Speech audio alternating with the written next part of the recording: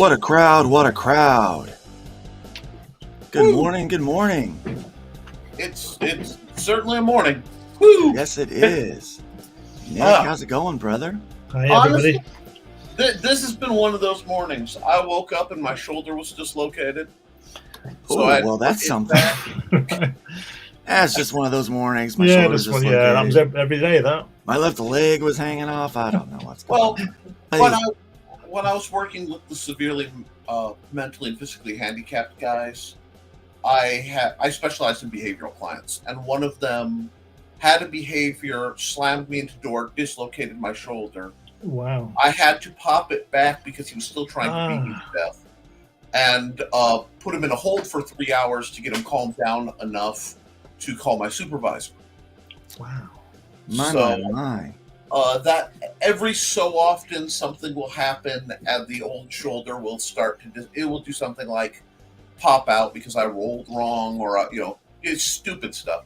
I've got a lot of war wounds, so it acts up. I also do apologize if my internet's being bad because it's Bad internet. Bad internet. But how are you doing? Other than that, I'm fine. I'm not one to complain. It just these things happen. No, they don't. I Yeah, couldn't well, work. I couldn't work with people. I admire you for that. I couldn't do that. Well, I think we've learned that about Glenn. He's like, I think that just that general statement, I couldn't work with people. No, not people. People that Nick was describing who injured his shoulder. Yeah, I know. I you know what? I've known of several people that do work with more of the severely mentally handicapped, and that is a calling, I'll tell you.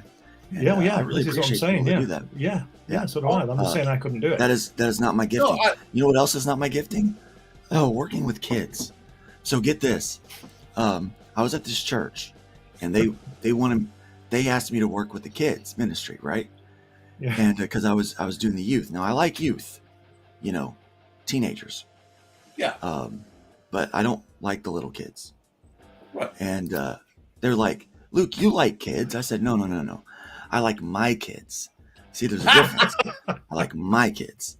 You see? Because if my kids act up, I can do something about it. Yeah. But if your kids act up, what can I do? I got nothing, Yeah. right? Yeah. I like my kids. There's a difference. Yeah. I just So, yeah. wind kids up when I'm around them. I tell you about my stepdaughter when she was small. I just used to have a great time with those kids. I used to really wind them up, get them in Oh, I trouble, bet. all sorts of stuff. That sounds like from the Glenn I know, that sounds like the Glenn I know. Yeah, man, I tell you. Is it as hot in England as it is here Yeah, in the States? it's about 81, I think, 82 maybe. It's getting up Wow. You're It's about as very hot as warm, we yeah. are right now in Jax. there. Yeah. So, Yeah. It's pretty hot. It's funny. That's about where we are in central Indiana, and I this know, is the right? coolest day we've had this week. yeah. And while I was there, so I was in Indiana last week, as Yes. most people might know. And I'll tell you, it was hot. And it was humid. Here's the deal. It's always humid in Florida. But it's a different kind of humidity. Yeah. It's almost like I can handle it here. Man, Yeah. there I was like, geez, it's hard Well- to breathe and everything. Yeah. I think the hottest place I've ever been, or the hottest temperature was when I was in Dallas. It was 116 one day. 116. Yeah, it is very warm. And Yesterday in Georgia, when we stopped in Macon, Georgia, it was 105 degrees, wow. like actual temperature. It Wow. felt like it was, I don't know. It felt like Satan's butt crack is what it felt like. Yeah. That's what it felt like. Yeah, it was pretty hot. Yeah, it was pretty hot day. But yeah, The worst the worst humidity I ever felt was when I was trekking across India many years ago, and that was just constantly just wet through, like you just got out of the shower with all your clothes on, so why were you trekking across India? because it was there. There you go. I want to clap, but that was a little painful, so I'm not gonna. There are That three things. I don't care. Why not? Right? That falls into the why not and uncancelable. So that was Spent 6 weeks there. Hated most of it, but that was mainly because of the people. there's Far I'm too many sensing a people. theme. Sensing Far a too theme. many people. No, I Just like people, but I like people, but I don't like people who bug me. See, And that's funny. in India, it's like being a Beatle. You got 60,000 people following you because they've got nothing to do, nowhere to go, and they want to be with you. I've always said that ministry would be great if it weren't for the people. Yeah. You know, I think there's always only one thing wrong with the planet, and that's people.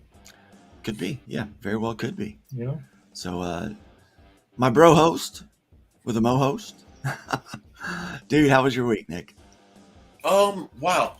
Actually, this has been a very busy, kind of exciting week for me because I've been prepping to take over Nevermind the Furthermore from Brian K. Morris. Yeah.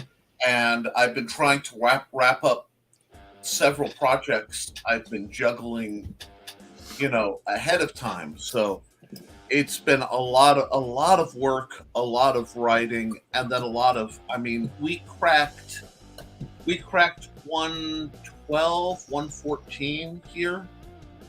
And it just, when you've got 3 different window air conditioners going, and that's what keeps it at 80 in the house.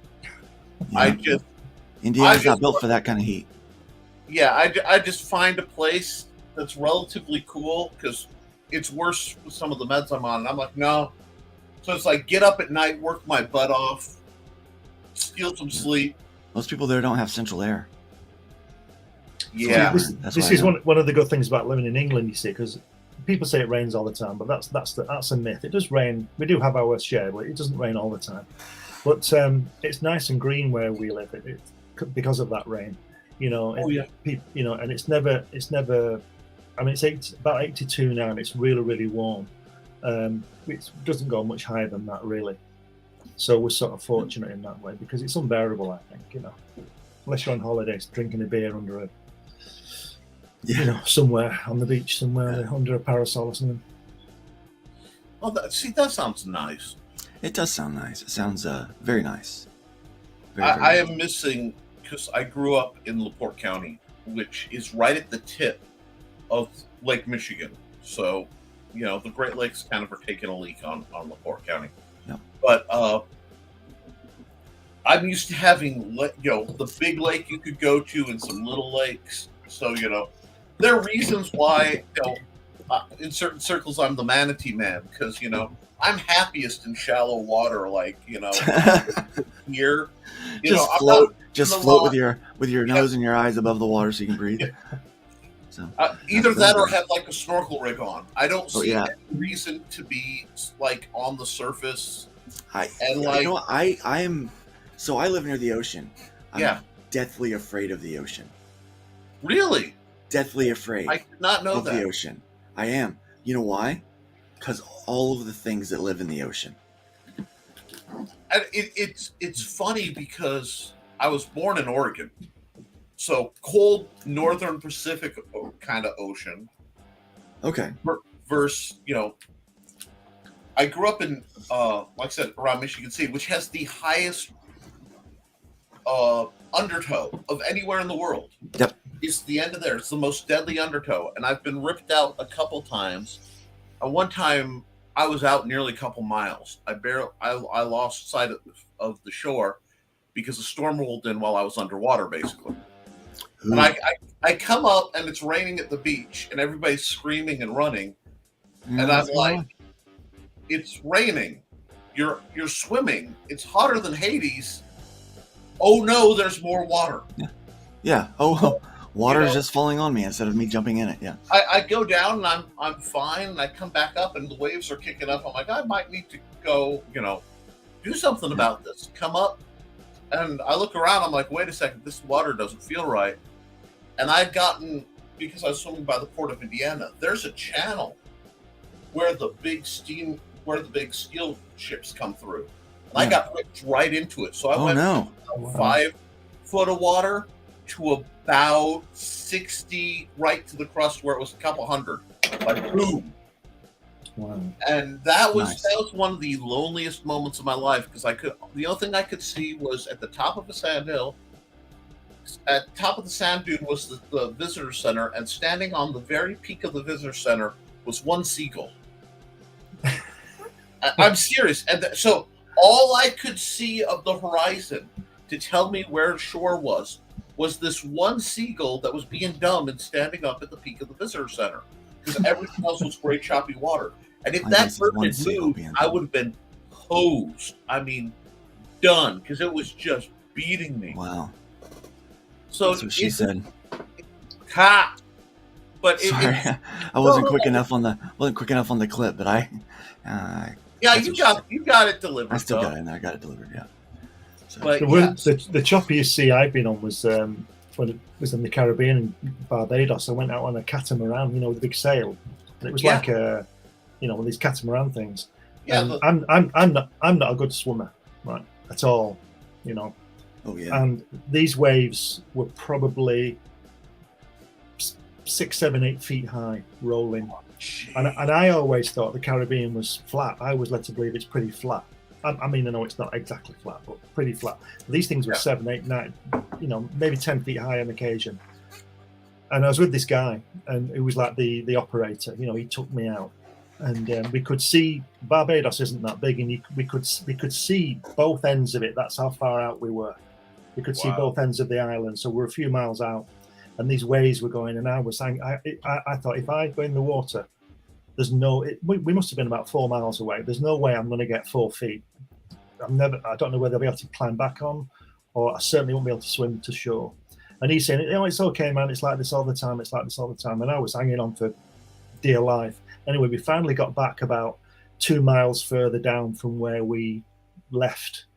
You know, along the beach, and he had to sail this thing back or whatever he did. But I just got off it, and when we got off it, he pulled it up the beach, and he said to me, he said, "You know, that's the worst sea I've ever been on." And he was about 35, and he lived there all his life. But he was just telling me, he probably could see the panic in my face, but he was worried. You know, that's how choppy it was. But I tell you, when I fell off that 300-foot drop into the ocean when I was on Easter Island, I told you about that. When I took that photograph, did I tell you about that? No, you never did. I went to Easter Island. I climbed up into this cave, and this cave was it was about 300 feet sheer drop into the ocean, shark infested water. If you survive the drop, straight down. If you survive the drop, you're going to get eaten. So exactly, yeah. You hope you die on the way down, so you don't feel fatigued. Yeah. So I got up into this much. cave, and this cave was probably about twice the size of the inside of a car. So I'm quite tall. I'm 6'1", so I was quite restricted in what I was doing. So I thought it'd be really neat to set my camera up, because I took my tripod up with me, which was a mistake because I nearly fell off climbing up the side of this bloody tripod, you know. And I thought it'd be a really neat photograph of me with the Pacific Ocean behind me, right? Like a selfie. So I set the tripod up, set the timer, which is like 10 seconds, and just move back to the edge of the cave on all fours backwards, just to get in the shot. And as I got towards the edge, I started to slide. My hands were just sliding, and I thought, oh no. And then I looked at the camera, and it clicked, and I've got the photograph, it's in my book. And I'm like, oh. And I stopped. And I managed just to, because, you know, you don't scramble, you take it easy and just slowly, and came back and got this tripod down and got down out of this cave. And I thought I nearly photographed my own death, you know, falling out this aperture, 300 feet. That was it. Nearly died. That was nearly found footage, though. Like, I mean, yeah, that would have been, geesh. Yeah. It would have been better with hindsight, obviously, to set up my camcorder and see my total reaction, you know. But it was moral just moral of the story is, learn to swim. Selfies kill. Yeah. Selfies are dangerous, kids. Don't take selfies. oh yeah. Especially in caves over 300. Speaking of selfies and kind of some of this newfangled stuff here, I've got this image. I want to drop this on you guys. Tell me if you can understand. Let me find it real fast. Come here, you picture. Here we go. I want you to tell me if this is if you can understand what this is saying here. You said, "On God, fam, my bleep, be bussin' for real. The cap detector determined you were not keeping it 100.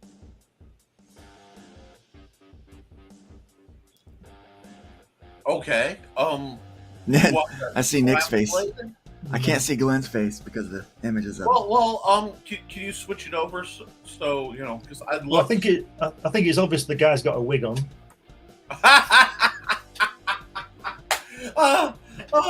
I just love that's where you went first. Just nail Maury. Just left field. Bam. Well, that is someone's photoshopped this, obviously. If you want to be on his show, you have to pay him. You know. Yeah. No, I've got no idea said, what it means. On God, fam. Yes. My crap be busting for real. All right. Well, the cap detector determined you were not keeping it 100. I'm gonna pull this off there. Okay. Okay. Glenn, what do you think that means? I've got no idea. You've got no idea. No. Okay. Nick. What that means is somebody is boasting about how awesome whatever they're doing is, and they're being called out as actually being full of junk. There you go. Nick, Yeah, you got it. You can speak Gen Z. I can. It's funny in college because I grew up in Michigan City, which is a fairly urban place, but I lived out in the countryside, but you know, bust into a fairly urban setting, and I was in class at college with somebody went to the same school I did, and they asked the professor a question, and I had to translate the question for the professor because it was so heavily in the slang and the urban tone. New speak. Okay. You know, Urban speak, yeah. urban speak. You know, there are a lot. There's some terms that have fallen out of favor for that, but you know, so I'm trying not to accidentally slip into something I know is a dated term. But you know, let me put it this way: very ghetto. Very okay. You know? Ebonics, maybe? See, now I got pretty good at Ebonics for a while, but that was easy. For me, that was easy. This is not. It as varies. easy. If you take Ebonics and you add some you know, corn-fed, so you have to combine Ebonics and then about mid-Indiana sort of country slang, and you get the dialect of Michigan City, because it's where you get the leftover of being a Chicago suburb plus the edge of corn-fed standard Indiana. So you know you would get y'alls and you know other phrasing blending that didn't really mix. So I'm pretty good at translating different stuff. Yeah. And I think it's important to try to at least keep where you can parse it. Not for the I want to be cool because I've never been cool. I mean, I'm a short, fat, furry little man. Yeah. Know what I'm about. But I do like to at least to answer a question, and that's why I tend to default to very. This is a clear, very precise way of speaking. Yeah. Well, Sorry. sorry. Go ahead. You know, so that it's intelligent. This is a perfect segue. Yes. This is a perfect segue. So, what I'm going to talk about today might make some folks upset, but here's the truth. Okay, I am all about diversity. You guys know that. Yes. Not just diversity in race and gender, but diversity in thought. Okay. Okay. I don't like cliches because I know there are some cliches and stereotypes out there, and they exist for a reason. But I tend to try to stay away from those. As a person who writes a few people of color, I try to refrain from falling into cliches in writing my characters.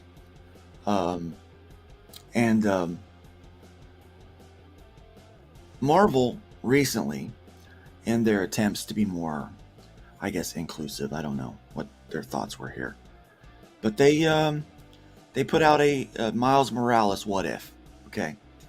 And the Miles Morales What If is it basically is Miles Morales being Thor, okay? they've done a couple of things with this. Number one, they hit a lot of cliches, like a lot of just kind of like, is that what you think about black people? And I'm not typically one that gets outraged for other people, but so I'm not going to do the outrage thing today, but I'm going to be a little more critical, I think, of this, because there's a few things I want to talk about with it. But you know what? I'm neglecting the chat, Nick, and that's why we're here. That's where we're here to hang out with people. So before I get into that, let's get in and greet everyone that's here, and just see who we've got hanging out with us. We've got Marv V with us today. Marv, thank you for joining us. Really enjoy having you here. Greetings, Centers. Back to work. By the way, I'm 83% on my campaign. Absolutely. And you know what? I haven't backed you yet because I've been gone. So I'm going to back Marv's project today, and I think that you should too. I'm sure one of our admins, one of our wrenches will throw that in the link. I also want to remind people today that if you're looking at the chat in your window and you're seeing things that we get ready to pop up here that you don't see, that's because we're simulcasting to a lot of different places today. We're on 3 Facebook pages, my personal page, my Luke Stone Studios page, and the Indie Comics Connector page, which a lot of people don't realize that's my group. That's one I put together. And then we've got the Luke Stone Studios YouTube and the Raging 2 Network YouTube. And I'm on Twitch today.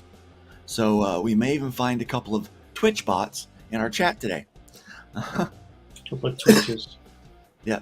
And then we're at 2 different... Oh, there's my dog barking. And we've on 2 different Twitter pages today as well. So we got a lot going on. We're really pushing this out to a lot of people. We're trying to grow the brand and help grow the show and promote the people that we have on. By the way, last week we had a couple of really great guests on, and with a couple of really cool projects and things they do.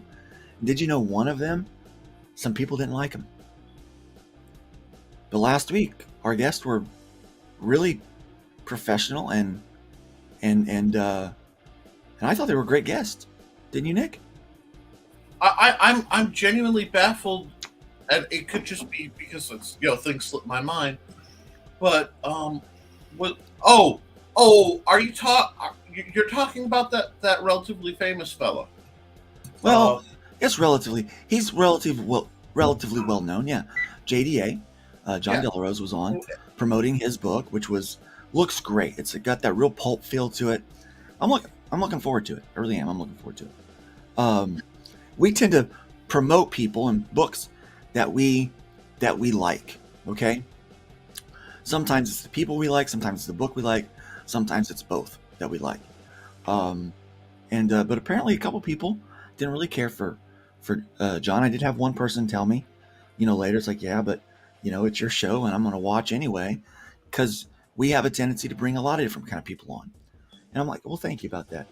But sometimes people, and this is one thing that I get from Brian K. Morris. I remember having a conversation with him where people will try to give him helpful advice, and they're not really watchers. They're not really, not really supporters, but they try to give him helpful advice, and they try to tell him who he can have on his shows or what he can talk about. And he didn't go for that. And you know what? I don't go for that either. So for the record, we're going to continue to have people on the show that we like the projects, that are courteous to us, and if they haven't ticked off or hurt, attacked anybody that we know, if it's just they have like an online presence that people don't care for, let's say they're very outspoken, which is John. He's very outspoken, Christian conservative, and he rubs some people the wrong way.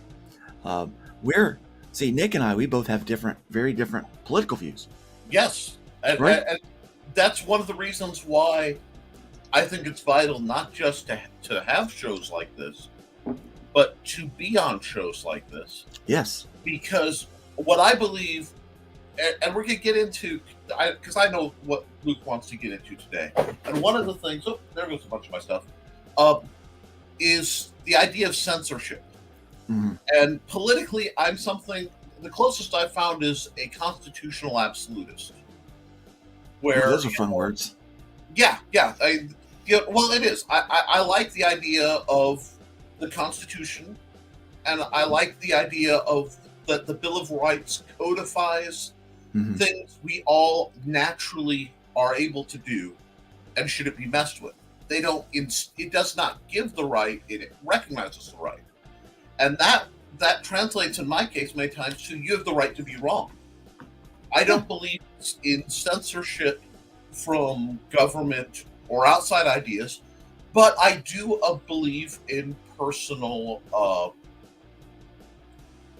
discernment. You should be able to decide what you take in. That's the big difference between tolerance and condoning things. Yeah. And I may not agree with Luke's opinions on certain political things, but issue by issue, we're a lot closer than. Yeah, because we share a Christian value, right? Right. So now I'll admit, John and I, we share a Christian value. He's a little more conservative than I am, and so his conservativeness may offend some people, but that's okay. I'm friends with a guy named Brotep, or that pencil pimp, who's also hangs out with me on my drawstrings, and he's very conservative as well. But I have people that are on the opposite side of things, and I just like to hang out with everybody, unless I do know one guy that there's two guys that I'll never grace this show, because I've watched them be abusive in their language towards people that didn't ask for it, didn't have it coming to them. They were just abusive, ugly, because their insides are abusive and ugly, right? And so we try to judge on those criteria, like really what's the heart. So we have conversations with everybody before they come on the show. And I kind of like having people that don't think the same way that we do. Like we had Christy Shin and Rich Ayala on the same day. Both of them are politically on different spectrums. They create products that are way outside of Nick and I's comfort zone for our Christian conservativeness. Our Christianness, really, not conservativeness, our Christianness. Yeah. So we but that was an amazing show with a great conversation that day, right? Would have never had that, talking about UFOs and all this stuff for hours.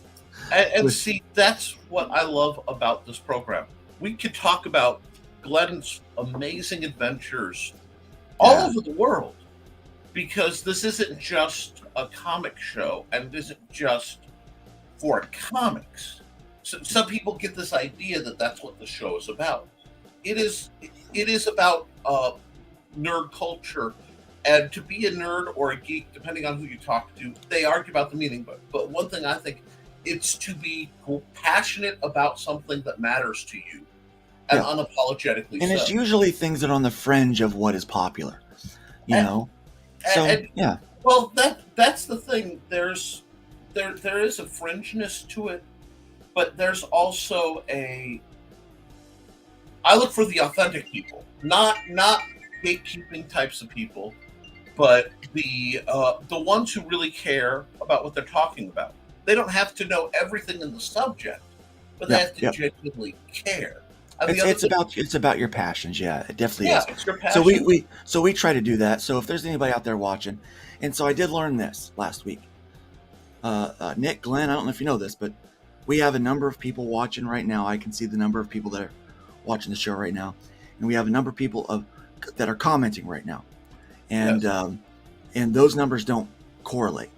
Not at all. Fewer people commenting than the ones that are watching, considerably, usually. Well, yes. And so I found out that we have people that watch our show just to find just a clip that they're looking for the controversial moment, and unfortunately, I don't think we ever give it to them. There's this new thing I want to start saying. I'm gonna say you do. If we're being honest, you do take a sip gleefully. You know what I mean? Tastes good. You remind me. There's some people who treat drama like alcoholism. You know what I mean? Yeah. Mm-hmm. And it consumes them. And there are some people who treat drama kind of like my father-in-law did, where he had a bottle of blackberry brandy that was hidden, in the garage, and every once in a while he'd have, the equivalent of a wee dram. I mean, not even a shot. Just take a snort. Just take a sip. Just take a snort of whiskey. Yeah. Right. And I think that mentality is where you live. And it really is dancing on the razor's edge sometimes.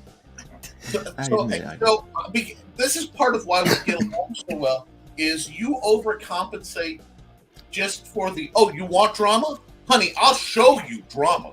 You know what I mean? And like, I reel it back in, yeah. You know, and just like, I can triple down. You don't even double down on anything. You automatically, I would never want to play cards with you because it's always all in. You know what I mean? Oh, I'm an all. People like drama. Yeah, but here's the thing. So we got a ton of views last week, most of them in rewatch, because people found out that we had JD on the show. So they were like, well, what kind of controversy got started? And I will tell you that #LotionGate, I was able to recover from that unscathed, probably because my skin was silky soft, and the Quaff, we're still talking about him. I still #Hairgate is a thing, but and see, it's like, just make cool stuff, make cool stuff and share cool stuff. So I had a crazy dream last night. Oh, and the Quaff was in it. Now keep in mind, I've never met the Quaff. Okay, I've never met him. I think we were on one stream together way before I got sick, and but I had a dream that he had a patch added as a stretch goal on a campaign he ran, and I was a backer, and when I got the patch, almost all of the words were misspelled.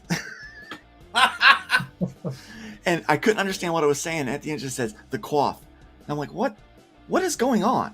Like, what is this? That was an actual dream I had last night.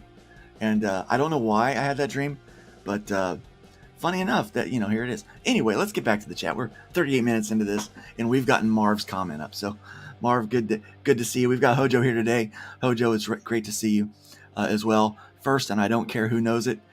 Technically, Marv was, but it depends on which YouTube channel you're at. So, we'll go ahead and give you that one too. Good morning, Rion. That looked dope. Rion is one of our channel members. So real quick, I do want to thank our channel members. If you're over on the Luke Stone Studios YouTube channel, that channel is monetized. We've got Rion, Telepathic Bunny, and Geek Avenger are our 3 channel members. We hope to grow that soon. So become part of the Bacon Nation. It's kind of a low cost, but it does allow us to create some of the content that we're creating here. It allows us to buy things like the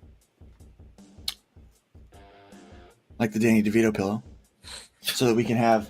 Is he still around, Danny DeVito? He is.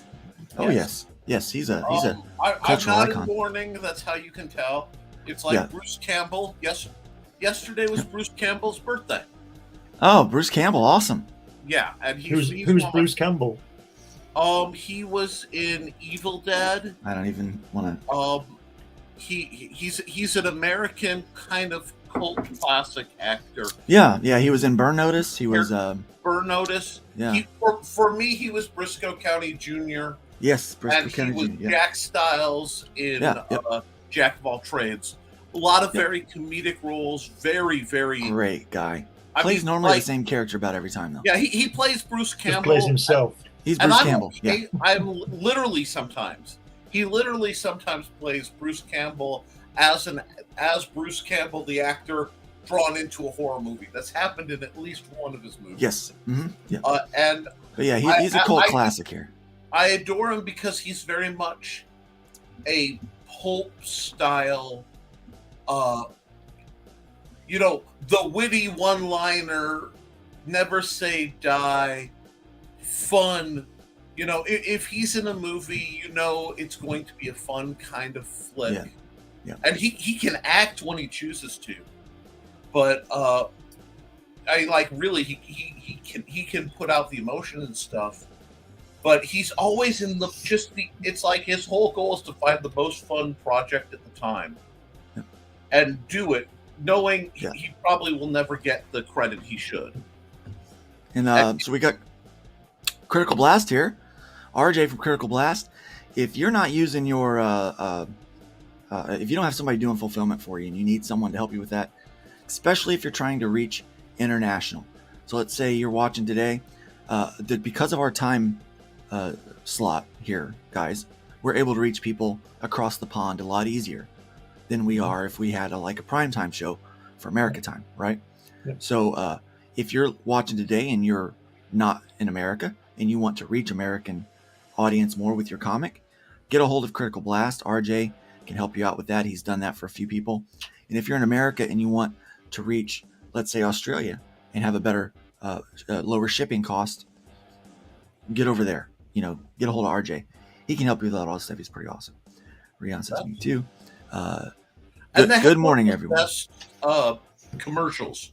I watch the commercials that come through, the different podcasts, and I pretty much only watch YouTube style entertainment or very old programs. They're very modern things I keep up on. But Critical Blast, their commercial is amazing, and I know that it really is, yeah. Reference, but I mean it has higher production value than several modern television. It does. It's a great commercial. He says it's one of those mornings where it's hardly worth chewing through the tether to get out of bed. I felt that. So when I got up to get the studio going, both Nick and Glenn were both waiting for me backstage, and they're like, "Wow, kind of late start this morning." I'm like, "Yeah, I had a serious case of mattressitis. I did not want to get out of bed this morning, so I understand that feeling." 24 Eyes, Outcast Owls Live is here. Good morning, good to see you. Hojo says morning 24 Eyes. We got Amanda B throwing that bacon in the chat. Yes, and if you're a channel member, you can get a few other icons that other people don't, and so you might want to check those out. That's really cool. And we are doing super chats and super thanks and things like that, super stickers. So consider helping us out a little bit with that. And then basically anything but Superman, because that's copyright. Well, and I'll take it from a Superman if you want. Oh, speaking of Superman, I got to try to show off this shirt. This is my Father's Day gift for my daughter. So it says like father, like daughter. Here, let me move the camera down. Like father, like daughter. And then it says, oh crap. But she had this custom made. That's me and her. And it has my name and her name on it. She is amazing. See, look at it. That's us. That's us. She is one of the coolest people. She is. She's amazing. And she'll be 20 in October. What's that? Does she draw? She does, yeah. She works on art. She's getting pretty good at it, yeah. Because she really likes it. I would love to, because she just, we had very similar interests. We've talked a couple times. And I would love to see a project by her come out under your imprint. Well, she's going to be writing a werewolf book for me. And we're going to be doing a Christmas album this year. Oh. So we're not going to play any instruments. Here's how it goes. So she and I will do this thing where we'll just break into a song. We'll sing some of the lyrics, but we'll mostly just do the instruments with our mouths. And so we do like little 30 to 90 second versions of songs like that, right? Okay. And so we determined years ago that we need to do a Christmas album where that's what we do. And so we're going to work on that, and we're going to put it. It's going to be funny. Well, no one's going to buy it. I know no one's going to buy it, but it's going to be funny. Helen and I are going to record, still recording our live at the lavatory. Live at the lab. and with that, as I've been boring you to death this past 20 minutes, I'm going to drop out. Yep, you got your own show to go to now. Yeah, don't I got to go. You know what? It was quiet, but thank you for coming by. And okay. You only told a life and death. Story, you're like dying. Well, I mean, I know that's kind of dull, suspense, horror. But well, we have. Well, next time I'll tell you. You won't believe this. I'll leave you with this. I was the first civilian to land the space shuttle. What? Talk about a cliffhanger. Pun intended. I'll tell you next week. Hashtag Vonda Mithers. I will tell you all about it next week. All right, Glenn, it's been great having you. Everybody check out Glenn's work. I might come back later on. You never know. All right, absolutely. Okay. Thanks a lot. Glenn is a classy guy. He's a great guy. And we'll see you later. Buy his books. Yeah, buy my book. Buy my book. His animations are amazing. I've seen them. You haven't. They're great. Great stuff. That is how much I'm allowed to talk about it, but I will repeat that sentence every chance I get. You do that. Thank you. I'll see you later. See you, Glenn. Bye. Later. Hojo says Kuwait was the worst. I bet Kuwait was the worst. Okay, now that he's gone and probably not paying attention, We need to add a villain somewhere to the background of the Hybrids universe, Luke. Okay. And we're doing this as a secret, so nobody tell. We have to do Vonda Mithers. Oh, we have to. I know nothing about Vonda Mithers other than what we all know. And if you don't know, you'll have to figure it out. Go watch. But if you know videos, they're Easter eggs. Yeah, if you know, you know. And then we should design her as like just a secondary B grade for a one shot or something. We should, absolutely. Yeah, and you can actually get the hashtag Vonda Mithers t-shirt from my website on the Nerd Bacon link. See, oh, you can just wear Vonda Mithers around. People are like, what's that? It's like, well, if you know, you know. Don't know, you don't know. If you don't know, you don't know. See, that's really all we talk about when we talk about Vonda Mithers.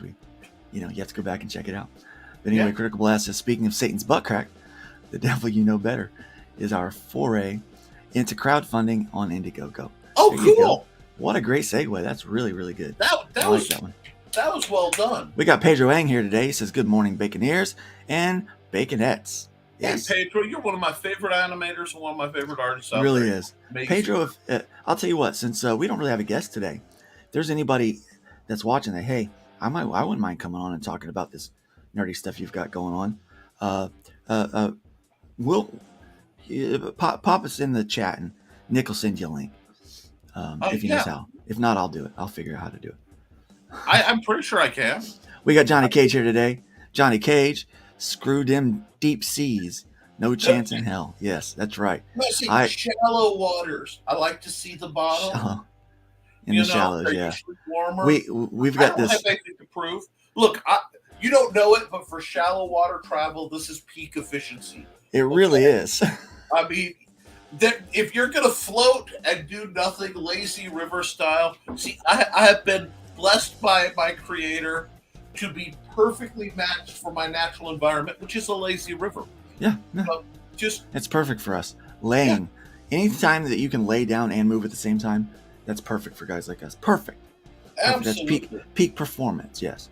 But we have a worship song called Oceans where it says, take me deeper, than my feet can ever, whatever my can fathom or whatever. And I'm like, holy crap, they're talking about going into deep water. That's scary. I'm like, stop singing that one. No, don't. Anyway,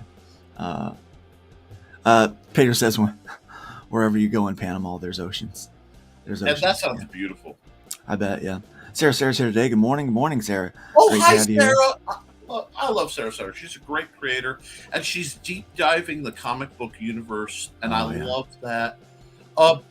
Be sure to check the indie titles, and because she's getting into the classic Planet era, Jack Kirby and stuff. Here's one thing that really upsets me, Nick.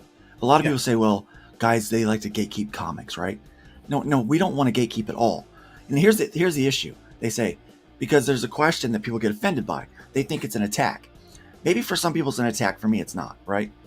When they go, well, who's your favorite character? Well, no, my question is, who's your favorite character? Like, I want to know because maybe I like them too. We can connect over it. And here's the thing. If you don't know, like, all the back history, I'm not going to get mad at you. I'm going to want to read this and read that. And here, check this out. Because I want you to discover the same thing that I discovered and love it the same way I do. So I don't think that there's a lot of gatekeeping per se.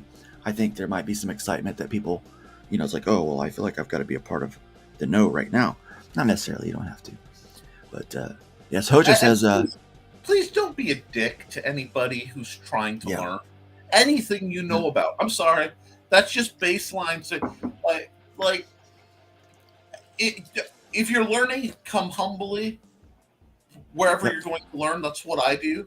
Mm-hmm. And listen to people, and then critically think. If you're teaching, be open, share what you know, and be humble. And be humble, because there's always somebody bigger. There's always a bigger. Always fish. Somebody bigger. Yeah. Humility. So it says, Hojo says, yeah, I joined the Army, not the Navy. I kind of freak out if I'm on a boat and can't see the land. I need to know which way to swim. I hear that, and I know a lot of friends that are in the Navy. And there's our look at this real quick. There's our bot. We got a bot there. Was that? Yeah, that was the one I mentioned. That's my Twitch bot right there. Good thing we got them. Aw. The Caribbean is a cake. You know you're growing up when you get the Russian bots on When I get YouTube and the Twitch bots, you know? We are all American family here. No Russian spies at all. Yay, 4th of July. Beer for my horses. America. Love the American flag. Now I'm just thinking about Balky from Perfect Strangers. You know what I mean? You know one thing I was not able to do before I got sick? A Russian accent. I could not do it. I accidentally did it the other day. That was hilarious. I can't remember his name, but there used to be like a character actor who showed up on all the 80s shows. And he was the happy Russian guy. You know what I mean? He showed up on Night Court all the time. He showed up. God, I'm showing my age, but I don't care. Yeah, okay. I miss the happy. It's terrible. I miss the happy Russian stereotype. You know what I mean? Yeah. Pedro says the Caribbean is a cakewalk compared to the Pacific Ocean. The waves are crazy. Yes, it is very true there. Johnny Cage says too many drawings to make. Don't want to drown. I get you, man. I'll tell you, I'm too busy to die. And Hojo says I'm too old to know that's not English. Yeah, all right. Johnny Cage English is weird enough as it is. Why you got to do me like that? Talking about that meme. That's a funny meme. I'll tell you, but I understand it. And then, wahaha, Glenn Sarah says. Is that Mongolian syntax? Probably, Pedro. I'm not sure where they come up with this stuff. But man, isn't that funny? I thought that was funny. It's amusing to see the evolution of slang through. Nick refuses to say Ebonics. Well, I don't like it as a term because I've known too many white guys who are ghetto and spoke. Here's the thing: I don't know any other term for it. So, if there's a better term, you tell me. You tell me. What I do. If I don't like a term, I either make one up or I try to find one. Yeah. You know, and that's an interesting way of looking at it. Cockney can evolve to some really interesting what they call cant, which is the almost coded speech patterns of a different area. I find linguistics really interesting. If you watch nerd. Oh wait, you're in the right spot. Yeah. You're in the right place. Yeah. Lock, Stock, and Two Smoking Barrels with Vinnie Jones is an amazing movie. And a lot of it, they talk in a English cant related to Cockney, and they get into it in the special features. So it's a hilarious movie of these idiots trying to be criminals, and but really in depth. I love movies with good backgrounds. I'm that guy who watches the special features. I like Hojo says in a decade, everyone under 30 will only be able to communicate with internet abbreviations, memes, and emojis. I think so. It's like our hieroglyphics. I think it really is. Mike Jimmy says, "What up, lovelies? What up, Mike Jimmy? Welcome to the chat." Congratulations, Mike Jimmy. Yeah. His the Radiant Shining, the Radiant, I think is what it's called. I'm sorry, I just burped the name because I get excited and then I can't think. But was a project that Kickstarter likes. So it got whole projects we love. Yep. Project we love. I think that's really cool because independent creators. Mike, you know how to find your way into this room. Yeah. If you're there, and you want to find your way in. Like Pedro says, Ebonics equals ignorance. The nerd that came up with that idiotic concept in the 90s should be tarred and feathered. Anyone can learn to speak properly. And I do agree. Anyone can learn to speak properly if they apply themselves to it. But also as a person who likes to go into different areas, I think that it's also important to try to understand the local lingo of people, and their the etymology of that area or of that particular people group. But at the same time, you can learn to speak properly. I agree. This morning, we've also got Dave Brink from Genuine Comics. Greetings, everyone. Greetings, Dave. It's great to have you here. I got to see another title he's involved with, and he puts out these amazing artistic bangers. Mike Jimmy! Hey, I know I have my way to find my way in, but I prefer to have it, with approval. Oh well, you've always got approval, Mike. Oh, you have the door has been open open to you, vampire style. We know we can't revoke the invitation now. Anytime. Hojo says, "Excuse me, I speak jive." Great Oh, movie, great airplane. movie. And so when we start talking about this whole like Marvel thing, I couldn't find the panel, but they did that in the past where they had, I think it was Luke Cage or somebody was Thor, and he was speaking jive, and I'm like, that's so offensive. No, they don't really, Anyway, but anyway, I digress. But Pedro says, "No cap, I'm fronting. I'm not fronting." Exactly, no cap, no cap, bro. No cap for real. In fact, I responded to Nick last night when we were talking about the subject we're getting ready to cover. He said something, and I go, "No cap, for real, for real." And I'm sitting there like, okay, cool. What? I don't know why. We got Frog G here. He's like, I don't know. I looked at it and part of my brain's going, I wonder if Luke's smelling toast. But I mean, he's speaking, millennial post. So, Gen Z. That's fine. Gen Z, we got Frog G here today. Thank you, Frog G, dropping those links. Really appreciate it. Agreed on the Miles Morales tip. Yeah. So we're getting ready to talk about that here in a bit. I am glad it's a Nuff said, because I can be very forgiving for Nuff saids because by their nature they tend to be silly. Yeah. But because all I saw was a few panels floating around earlier in the week, and I'm like, oh, Luke's gonna be all over this. I don't need to talk about it. I don't need to say anything. This is gonna trip Luke. Oh yeah.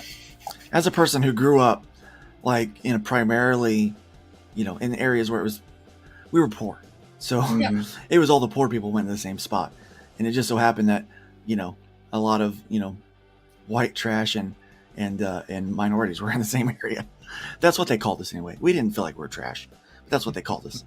And I've been called white. I was called white trash up until just a few years ago. There is a difference between poor people and white trash. Oh yeah, there's definitely a difference. And that's one of those things that I cannot speak to other calibrations because it's not my story, but I have definitely seen the difference between hardworking poor folks and white trash. Yep, absolutely. Hojo says, what if Miles Morales were deconstructed into awful racial stereotypes while trying to pander?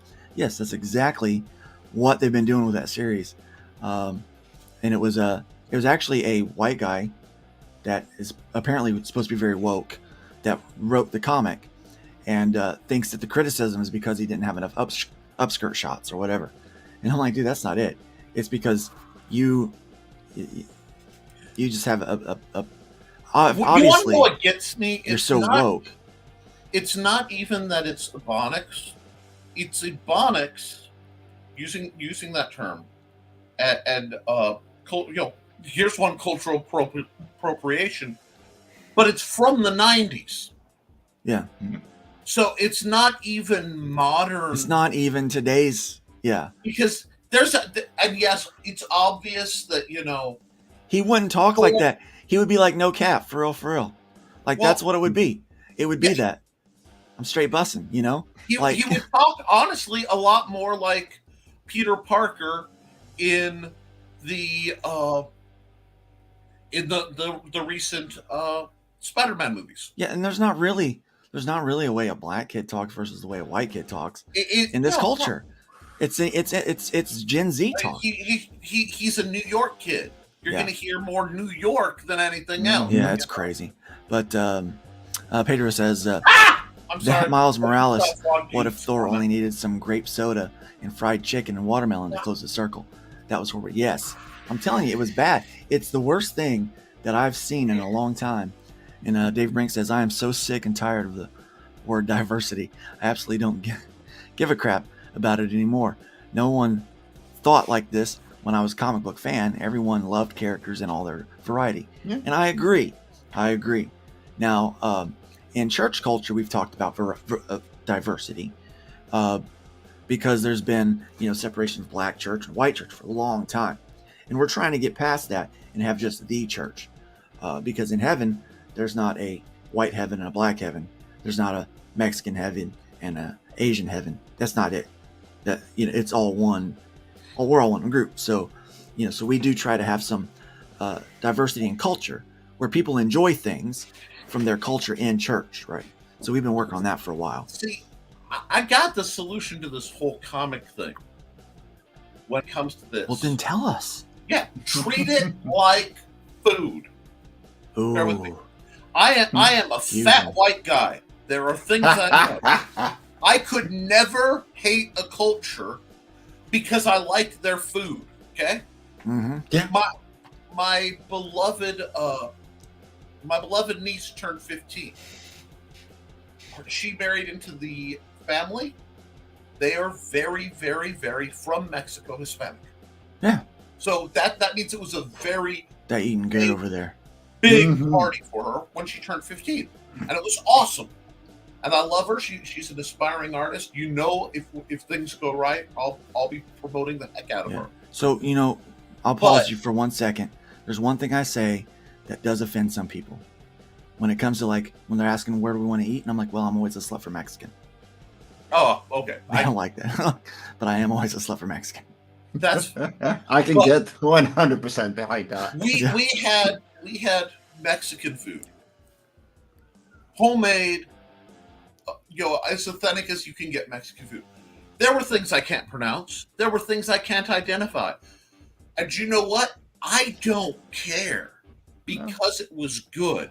I am working to get to where I can pronounce some of it around my speech impediment, and that's nothing wrong with them. I bit my tongue nearly in half when I was a kid, so I have extra speech impediment time. Extra speech impediment time. I do. That's why you'll catch me wincing sometimes. But Words are hard, man. words They are are. hard. Yeah. But how can if I go to the buffet, right? Yeah. At a good buffet, I can get Chinese food. I can get pizza. Oh, I I love can get sushi. Mexican. I'm I a can Metro Jethro. This is multicultural. I got Chinese sushi. food, when you look at it, comes from different regions, give you different stuff, and I love it all. Yeah, yeah. You don't Well, want to know how like- racist Chinese food is in the Netherlands. It's, Well, yeah, it's the yeah. worst. Yeah. I'm I- sorry. No, just hate- like, I hate okay, racism. let me explain a little bit, okay? Yeah, because that one just Yes. So in the 60s, we got our first kind of, Chinese places. We had a lot of guest workers coming in from China and all over the place, and they opened their restaurants, and it's amazing food, right? Mhm. We Dutchified it to the point where they were like, okay, we're just going to make standard names for things that make no sense at all, that don't exist in China at all, or any Asian country Oh my whatsoever. gosh. No way. No. Leave it to the freaky deaky Dutch. I know, right? you know what? So much of That's there's about a pipe and a American- crepe. A smoke and a pancake. He's tight like a Yeah, pretty tiger. much. He's tight But like less a tiger. Irish. Wow. Oh my god. On behalf no. of Nerd Bacon, So I would bad. like to apologize to both the Dutch and likely the German because his pronunciation was a. And the Yeah. and the Russians are I don't care. Oh no, I'm not. Look. On this I'll channel, apologize if, for if you haven't been everybody right offended here. yet, just stick around, okay? Yeah, I'll just get to you. stand in line. Stand in Luke line. I'll will- get to you. Luke Pedro will says their offend- version of the Falcon was hot wings or chicken wings or something.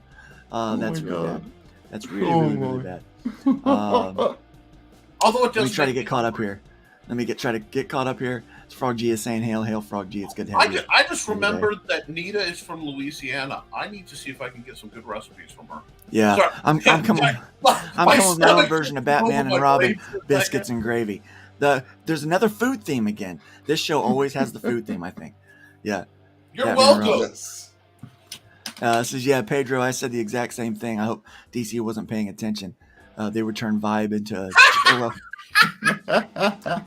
Dickies and flannel. Yes, they would, man. They're so bad at this, okay? And we're going to get into just how bad it really is. Hoja says, Luke, don't go for that. Just say, no. Hold on. No, don't go for that. No. Yep.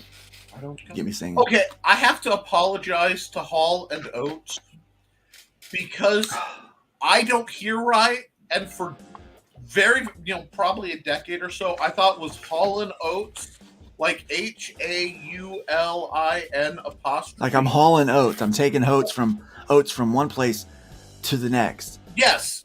Okay. So like, I would try to look it up, but could never find because hauling oats.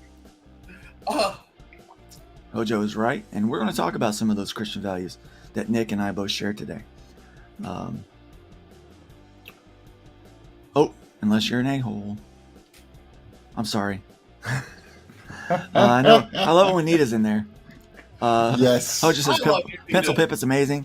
He's doing a cover for me, and he's an awesome person to talk to. Yeah, he's a great artist and very energetic, loves the cause, and I think he's fun to hang out with. Someone really got upset with him on a draw stream, and so and this person, I actually looked him up. I have ways of, I know how to look up. I think it's what we call a ghost account for somebody else that I might know in life that they know, but they troll me. It's a troll account, I think is what it is. So that's my thought on that one anyway. But Mike, this was from you. Disagreement with respect makes great discussion. It really does. It does. It really does, and we have a lot of fun doing it. Exactly. I love our after show conversations because Luke will get right into it, and we will just have the verbal. Occasionally, it's a verbal slugfest, and they're like, "Okay, yeah, but we can agree that like Marvel has no idea what." And then we're like, "Oh," and they're like, "Love you, brother. See you later." Yeah. Oh yeah. Love you. Yeah. But there's never any malice, and that's what's so liberating. Yeah. And Nita, you know what? I trust You are not the worst, okay? Nita. One, you are our producer and the patron mistress of Rage and 2 between you and the beloved Daphne Lange. Anytime you want to come in and wade into one of these conversations, if the audience can't handle it, the audience, like I said, I believe in not censorship, Yeah. And this Go is for it. at least part of your network. If people don't like it, there's this concept. If you see something on social media you disagree with, you can just scroll down. Yeah. And Just keep moving. I have a friend, and I love this guy. I've known him a long time, but he will text block respond.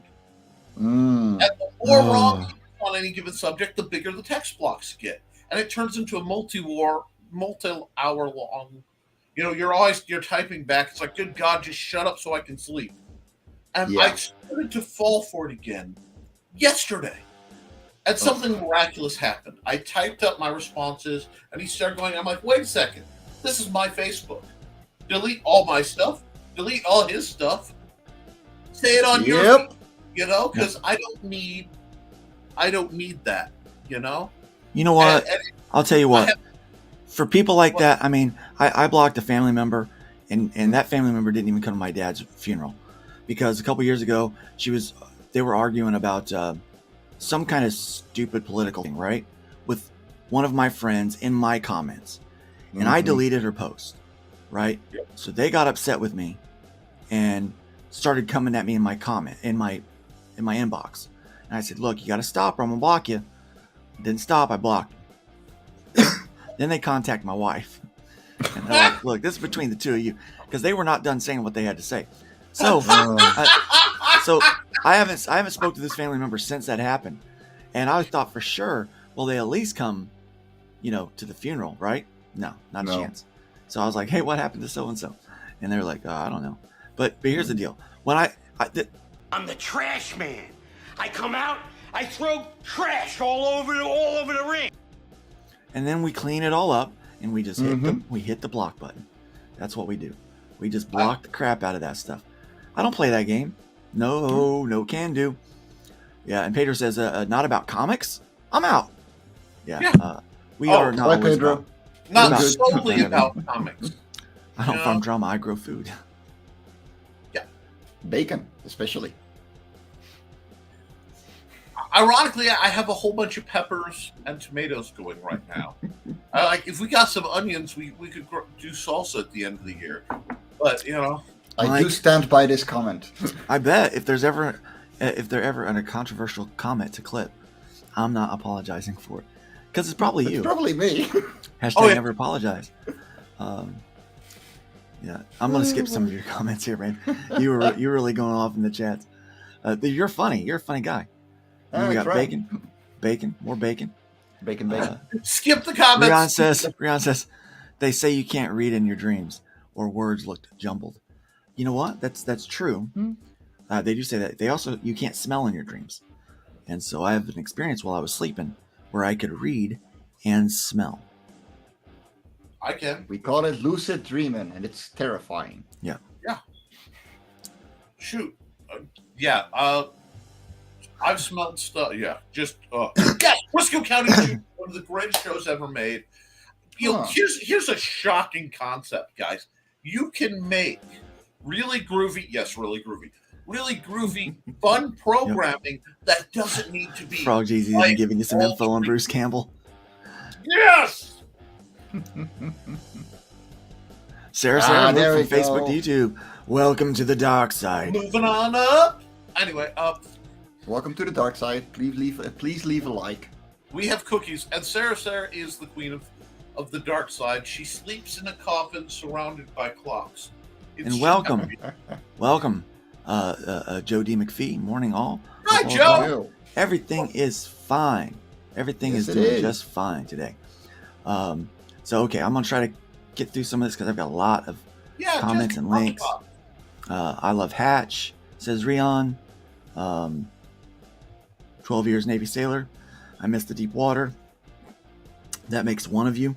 Yeah. Rion says beautiful Yep. book. Yeah, I bet it is. Luke, I agree. You want to turn people on and educate others. Gatekeeping only comes when people feel their way of liking something is the only way. Mhm. And I'll tell you what, as long as you like it, I like it. Ebonics is a fancier level of slang. Think about it. Oh. I like slang. I say a lot of slang. Man, I had another comment down. Man, this is for real today. I'm learning so much. I've learned so much through the community and my own reading to see if it's something I like or not. Getting into things a lot of people are tired of seeing. Well, because Yeah. it's new to you, and that's Yeah. the first time telling a story is great. It's when the comic creators can't think of anything, so they retell it. But don't let somebody else's burnout spoil your fun Yeah. at all. And this is the vast majority of this is subjective. I like this. I like this cookie better than that cookie. I like impressions. I do like impressions, and Hojo can do them, Yeah. except for Bill Clinton, he says. So, I did not have sexual relations with that woman. Oh, And boy. he It all was depends on what your performing definition improv. of is. Mhm. I love that guy. The radiant, brilliant, shining thing.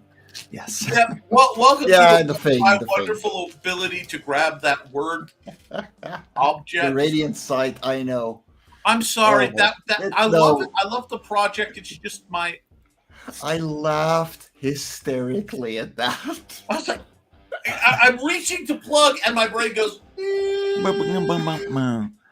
I could see it just switch off. Hamalama. Exactly. Sarah says being late to the realm of comics after 20 plus years after I got out of them means huge discounts for books that everyone else is tired of. Yeah. Yes. And I'll tell you what, discounted books is a good thing. Ollie's And is. we're getting close to getting caught up here, guys. I'm a big trade paperback guy. Ollie's Oh, is yes. a local discount store. We got Eric Rodriguez here today. Hello, everyone. Hello, Eric. Thank you. Yes, Ollie's is a great place to buy trade paperbacks, discounts. So if you have an Ollie's, go check them out because you can get a lot of hidden gems there. You just gotta know your pricing and some other things. They misunderstood the story. So Rion, let's talk about this because I know we're gonna get a lot of comments about this. So let's. Uh-oh, someone is important. Run. That's my phone. Let's talk about this, okay? So there's a couple things that I do want to cover here. First off is, all right. I'm gonna take this comment off the Rion. Take this comment off here, and it's getting to the point to where I may not be able to keep up with all the comments. If there's definitely something that you want us to read and talk about, consider giving a super chat, because those will come up to the top, and we'll make sure to give those first consideration. Okay. So here's the deal. They're talking about Miles being Thor, right? So he's got style and he's got flair to boot with his kicks. He's in hot pursuit. Old enough to know that he don't know all. He wants to have a ball before the fall. All his dreams rain from the clouds above. He brings the thunder. Best believe it, bruv. Oh my God. Well, you think that's bad, right? And here's the thing that they were talking about. The references are all from the 90s. Yeah. Hammer time. Oh boy. Stop it. Stop it. Stop it. Stop it. Stop it. And there are more. There are a lot more instances Oh where this is boy. like kind of bad cliche. They think they're being clever. They think they're being clever. But the problem is, now I'm not one of those proponents that thinks that you have to be, if you're going to write a transgender female that's Hispanic, that you have to be a transgender female who's Hispanic to write it. I feel like if you're a good writer, you can research and find that voice in that character. And you can find the part of you and the part of them that connects and can bond so that you can write that character with heart. I really believe that, right? So I'm not upset that this white guy wrote this, right? The problem is you can tell that this guy is not connected with the culture and he's not connected with the readers, or he wouldn't have done this. He's not connected with today. And his flow is so bad. His flow is so bad. I'm sorry. I realized that was an attempt at rapping. No cap. No cap. For real. That hurt my soul. He ain't 100. He ain't 100. I'm telling you. Oh, God. Oh, God. Yeah. The cringe wounds me physically, guys. It's bad. Physically. It's bad. It's frustrating to me. Let's get into some of these comments because I have something else to talk about too. Oh, we've got some more people that have joined us. But wait, We've got Joe Bachman is here. Hail, Joe Bachman. Hey. Nice to have you here. Hey, I'll be back in a bit. Just waking up. I know I need to stumble into the PC. I understand that. he's going to be switching midnight soon, so. Time for Joe. You always say time for you to hold your tongue. Don't stop holding your tongue. Say whatever the hell you want to, and if we don't like it, we won't put it on the screen. We don't censor here, right? Wait. The point of view you coming from, he says, the point of view you come from isn't looking why the other side do what they do. Furthermore, you can't fault the culture for poor creature interpretation. I don't know what creature interpretation. I assume that is. means creative interpretation. And we're not faulting the culture. We're actually faulting the people who are badly representing the culture. Believe it or not, Joe, this has nothing to do with actual language diversity in racial. No, he's actually made a different comment about it. Okay, I'm trying to get down from here the to bottom. it. We've got William Pace. Hail, William. Nice to have you here today. Hail. Raging 2 Network says the views and opinions expressed within the video content found on the Raging 2 broadcast network are those of the speakers. Wow, are those of the speakers. We actually got an opinion warning from Nita. I just want to put that up there, Luke. This is something you need to frame and put on your wall as a shining moment of you being uncancelable.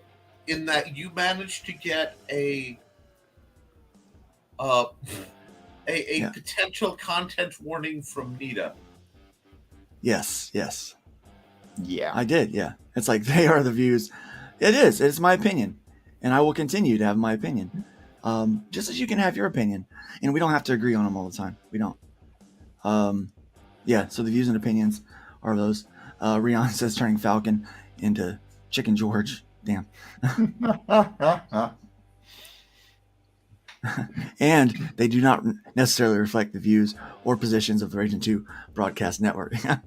Yeah, This is because I'll tell you, there's a wide range of content on the Raging 2 Mhm. network, and it's fun. It's most of it's fun. Yeah, I'd say all of it's know my views stray sometimes a little too somehow both too politically liberal but too Christian conservative for a lot of people at the same time on the Rage 2 network. And Yeah. Somebody stuck a Taco Bell in Mexico. That's hilarious. Thanks for sharing that, Sarah. That's wow. great. Yeah, Joe. Now, Joe and I have a good relationship. I love Joe, and so he knows where I come from when we talk about a lot of this stuff. One day we're gonna have Joe on, and not just in the comments. Yeah, that's gonna The be a morning show 4-hour gets really real. show. Yeah, when the morning show gets really real. So wait, have you noticed? You guys have figured out that our show always gets real. yeah, Like, we've got Joe Tolliver here. Hello, Joe. Nice to see you here today. It is too early to brain. that's that's all right. I get that. Enjoy That's the what show coffee live is and for. Come back and revisit it when you're awake. Do we not like Odin's Fade? No, the fade was straight bussin'. boy. I love that. I got a black and white hardcover of the Long Halloween complete series for $8 at Ollie's. Ooh, Go buy man. Ollie's, man! Wow, yeah. Boy, howdy. Can I even put this one? I can't read it. Yeah. Yes, it does spit Yes. better rhymes. It's so bad. It's so bad.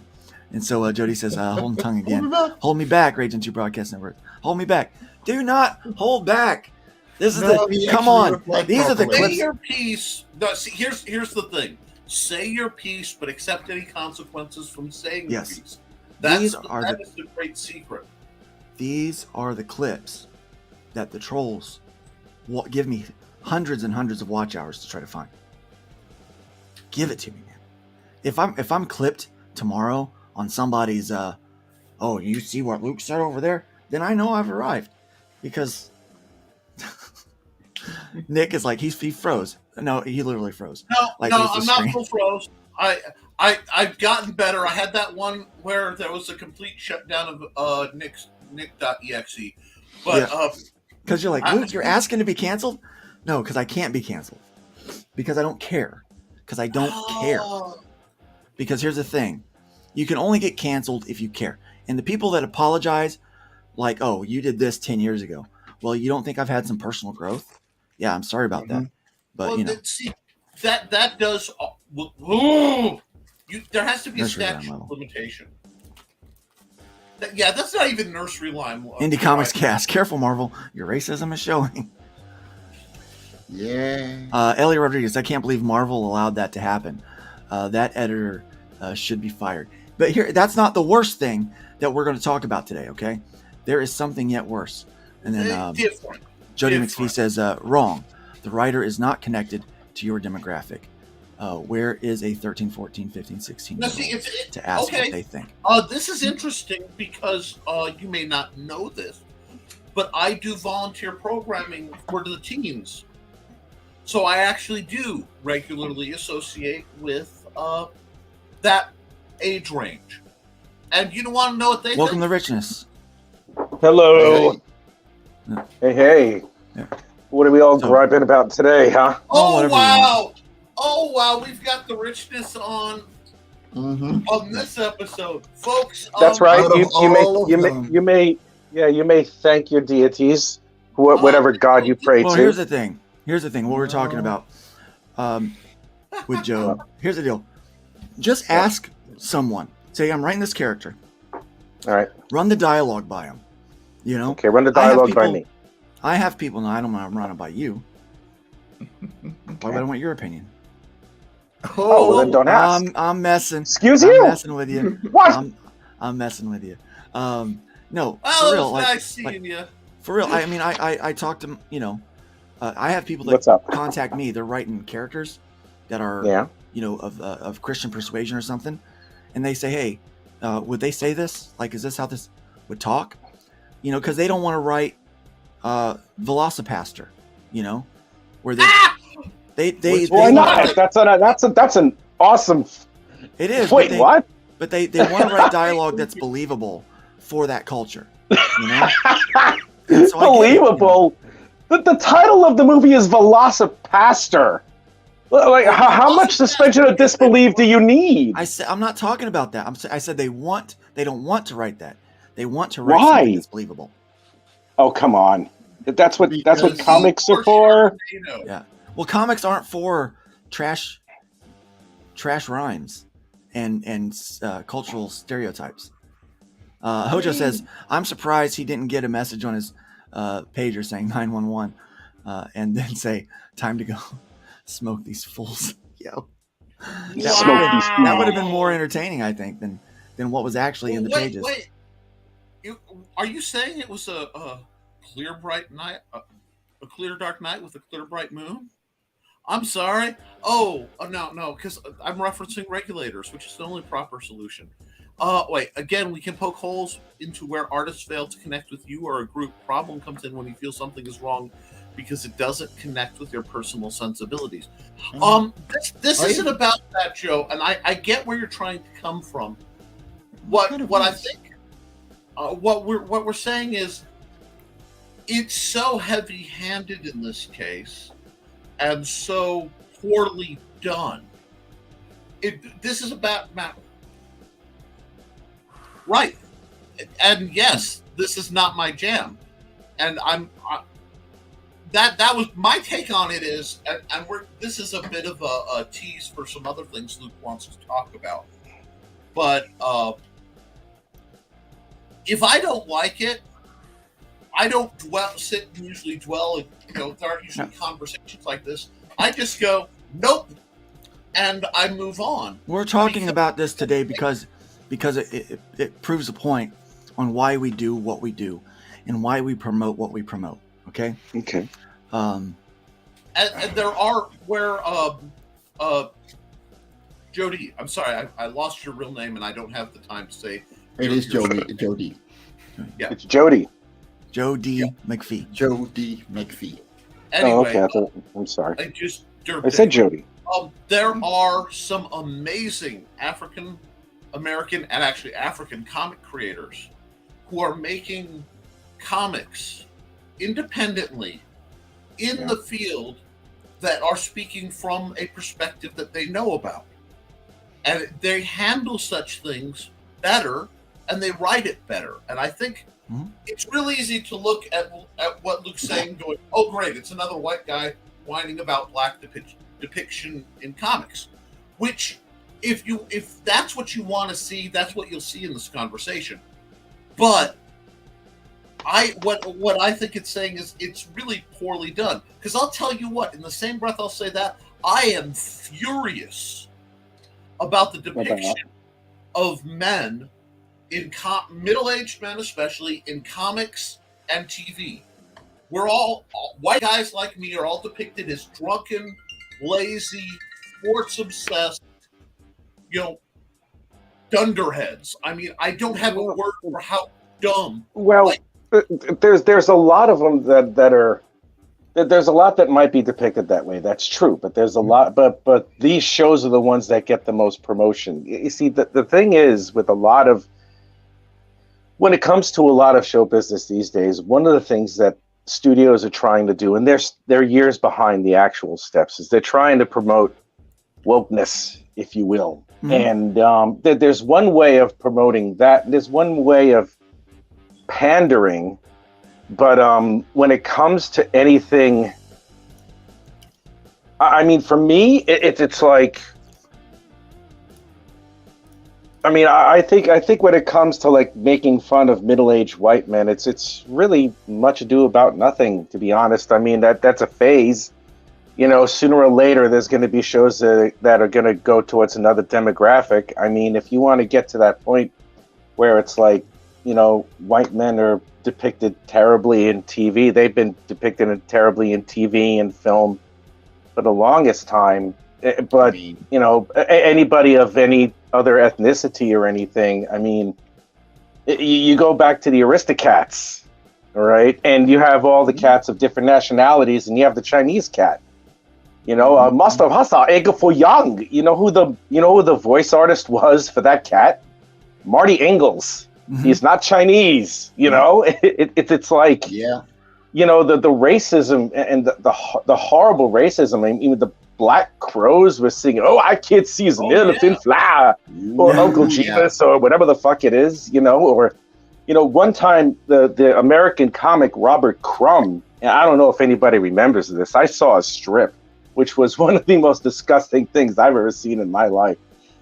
It was Cold Black. Instead of Snow White and the Seven Dwarves, it was Cold Black and the Seven, Sebben dwarves. You know, like, yeah, as in like if the person is speaking it sounds like the person has really large lips, which unfortunately is a stereotype. For me, you see, the point I'm trying to make here is this: big fat deal that a whole bunch of middle-aged white men are being made fun of. You know, I mean, But we're who not cares? talking about being made fun of right now. That's not what we're talking about. But that's what Nicholas has mentioned, though. You know, he No. seems upset about that. That's what the one of the comments is. What I'm saying is, I see it as the same thing. No, it's not. We can't. You see, it's like calling. You see, it would be like calling a black. There's two schools of this, and I'll tell you why it's not the same. If you go to a woman who has a really terrible attitude and is just a mean person, and you use the "see you next Tuesday" word, yes, that is more of a state of being. That is more of a state of mind. right. Okay, now if you go to a black man or a black woman and you use the most disgusting word that has ever been created, the N-word. Listen, if you use the N-word to a black man or a black woman, that word is an evil derivative of the color black. No, I get that. So, but what you're saying is, but anything that happens to any white guy or middle-aged white guy in television or anything like that, it will never be nearly as bad as any other ethnicity as it's been portrayed over time, ever, no matter what. Punching up or punching down? Yeah, but I wouldn't. I prefer not to punch. Just like, okay, just let it ride. Who we're cares? not talking about that, Rich. I'm getting caught. I'm getting caught at a point of stammer. So please, for the love of God, let me Yes, go ahead. I'm literally, I can't address it because you catch me while I'm talking. What I'm saying, and what I was trying to say, was that I don't agree with it. I don't agree with that style of presentation, and my response is the same. I don't give it my time, and I don't give it my money. Which is what Joe is saying right here. Several comics out there that I can't stand by, that he can't stand. But I still say, if you like it, buy it. That was That's our point. And that is our point today, Joe. The same I was making was that when I see somebody do, I don't support bullies in any form for any reason. Yeah, Joe, I'm happy.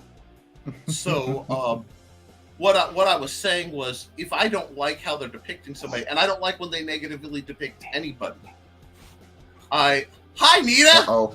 Nita. Rich, bruh, you are not allowed to call a woman "see you next Tuesday." That is our word, bro. That is our word. Well, I hate to break it to you, Nita, but I have used that word on far more than one occasion, and as long as I'm not using it to you, I don't see. You werewolf. Well, I do not care if you don't. It's just that's just who the hell I am, and on your face, girl. Oh. And see, that's and there goes our safe for work status. I didn't curse. I'm trying to get away from zero-sum adjustments because that's the problem we have. We as a country and as a culture keep squeezing one side to inflate another when we don't need to. You don't need to tear down somebody to build somebody else up. That is true. And that's my point. But because I have to lay the groundwork to get there, and people always do think, "Oh, he's saying this," and they preemptively do. It's really hard to say, "No." I was trying to build I know it's not the same, but I also know it's the closest thing I can cite for some people to understand. You know? Yeah. Like, and if I don't have, if you don't have a building point, if you can say it feels like this, you don't get it. But if you say it feels like something you've experienced, but much, much worse, then people can conceptually wrap their mind around a concept. You have to give a point of relevance. That's why I'm not saying it's the same, like the same. I'm saying it's like that. But, and then you can expand and go, you know, being stabbed's like the world's biggest splinter. You know, a splinter isn't the same as being stabbed, but at least you can conceptually get, you know, okay, we can start. And that is I intentionally. really like what Dave says. Punching up or punching down is also a bullcrap term to guilt yeah. people into controlled speech. I absolutely agree with that statement. And you know what? Sometimes, you know, you might say you don't punch. Sometimes I punch like Mike Tyson. I don't freaking care. Because sometimes I don't choose violence, but sometimes violence chooses me. And here's Amen. And I kick, spit, and hit. What? I've seen Nita do it. And see, but the thing that drives me bonkers is when people, because I'll get people, well, I'm going to say this and you can't hit me. Yes. That's where I start getting issues. Elliot said, "Oh man, Nita's on. The show just got real." Oh yeah, you know we're good and spicy when we can pull it in. You know, when the two of you, your testosterone went up when she showed up. For me, I'm just like, it's Nita. Who cares? Oh, whatever. No, you love Nita. Whatever, bro. Nita's a good friend. I love Nita. Now here's I love her too, but I'm never going to tell her that. We have a mutual. Dare I say the word enemy? I think really, it for me now is more than just a distant annoyance than an enemy. So we have a mutual distant annoyance that tried to pit the two of us against each other. But here's the thing: when you start talking successfully for about 3 months. But the problem is when you start to have a dialogue with someone, a lot of times all of the animosities tend to go away when you actually have a conversation with someone, and that like helps. The reason we set up this show in part, so right, people can come and have these conversations. Yeah. Oh, I'm sorry. Joe says bacon is always unfiltered. It's only cured and aged. Good point. I like that. Yeah, and I'm the oldest here, so yeah, I know how aged it can be. So, fuck. You know, so. Yeah, I am. Rion says as far as it goes. Well, with Glenn left earlier. So. Yeah, as far as Miles Morales Thor goes, so if they'd had Banksy art in it and talked without rhyming, it wouldn't have put a bow on it. I agree. My problem was they also made Asgard look like a ghetto. I'm like, that's not what it. Come on, man. Like, is that your only thought of like? God. Like I've lived in poor neighborhoods, like, okay, and there's a difference between poor neighborhoods and what they drew. You know, I'm like, come on, What's that, Elvis? In the ghetto. Elliot says the bacon is sizzling today. Great show, guys. I'm enjoying the chat. I hope you are. Sin Killers with us. Preparing myself to go home. Crazy day AF today. It was fun as always. Have a great day, everyone. Have a great day. So here's the other thing I want to talk about. Now, here's the deal. You all know that Nick and I have Christian values. Not everyone here agrees with this, and you can disagree. But it is my show, so I'm going to say what I'm going to say. And if I don't like what you have to say, we're not going to let you, you know. Because the point is, I'm trying to make a valid point today. Nick and I talked about this last night. Here's my thing. I am trying to raise my kids to love and appreciate pop culture, okay? To love comics, to love nerd stuff, right? Because that's been my life. And there's always been content for me at any age to be able to enjoy those things.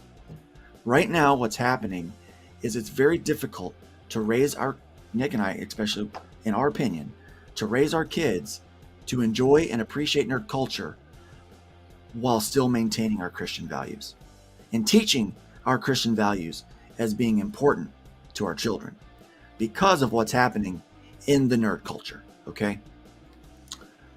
I have no problem with inclusion. I have no problem with that at all. But what I have a problem with, and I surveyed some of my friends that are of a different persuasion than I am, and they also found that this was not an accurate depiction of their lifestyle. Let me find this picture real quick. Okay. And I'll bring this up. So we've talked about the poor represent what I feel, and a lot of people via the internet comments that I read is a poor representation of African American culture. Which, I mean, if you're African American out there, you can let me know if you agree or you disagree, and I'll take your word for it on those things. But for me, in my experience, I didn't appreciate it. The closer friends that I have also didn't appreciate it. Okay. But so this culture, we all know that Iceman is now, he's gay, right? And they've done some tasteful gay stuff with Mystique in the comic books. But Iceman, they're going a different direction. Okay. This is a panel, and this may not be something that some viewers will appreciate, because I don't. I'm showing it for posterity. Okay. It is, like I said, I surveyed some friends of the homosexual persuasion, and they found this offensive as well. This is a panel from a recent book, X-Men Unlimited, the Iceman stuff, where Iceman is wearing a ice harness and hot pants. Yes. In a what appears to be a gay festival or whatever. What? Okay. And, on this is an interesting take, because this is an image I would lay money is from a gay pride festival. Oh man, where's my dollars? And Dollar. That looks like a rave I used to when I was 16. yeah, I don't. Oh I my don't God. find it- That's sexy as hell. Wow. Yeah, honestly, it doesn't bother me, in part because I know what it's about.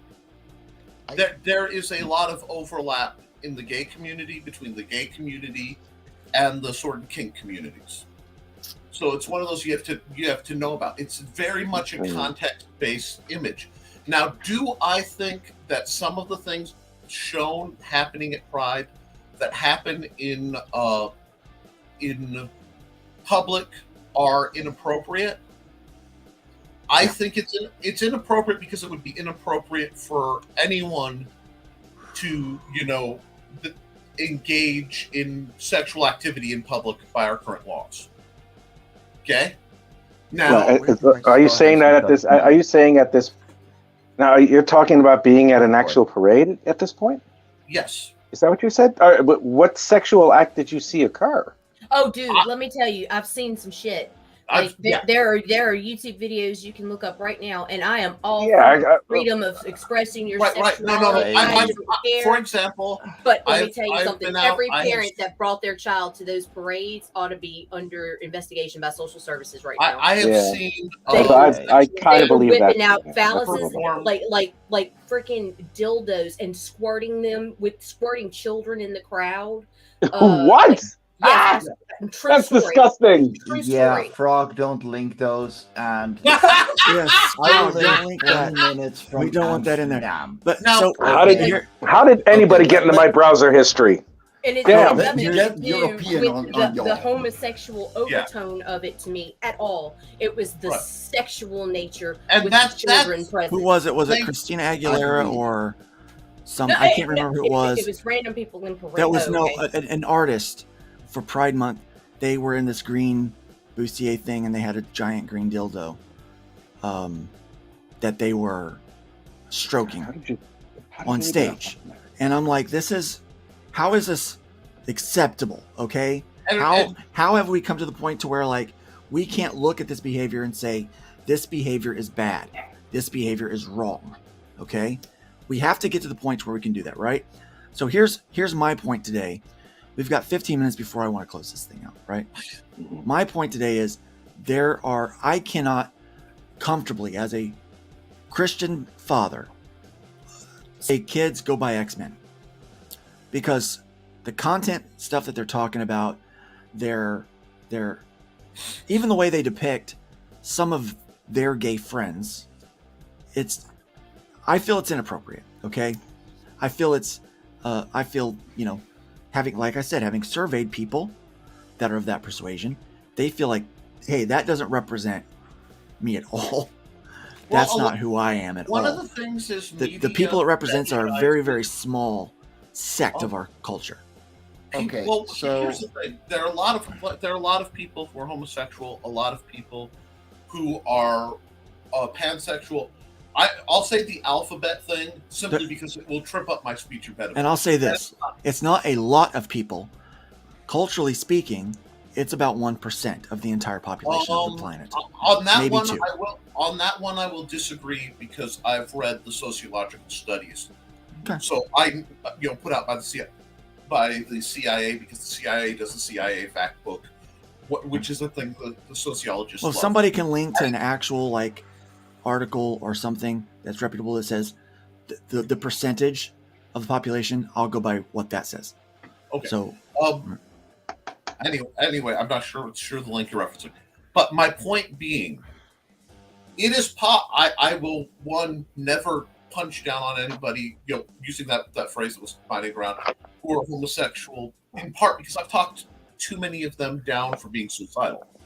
And so many people have lost their families and stuff for that. So I take that very seriously, like deadly seriously, because it literally is a life and death situation.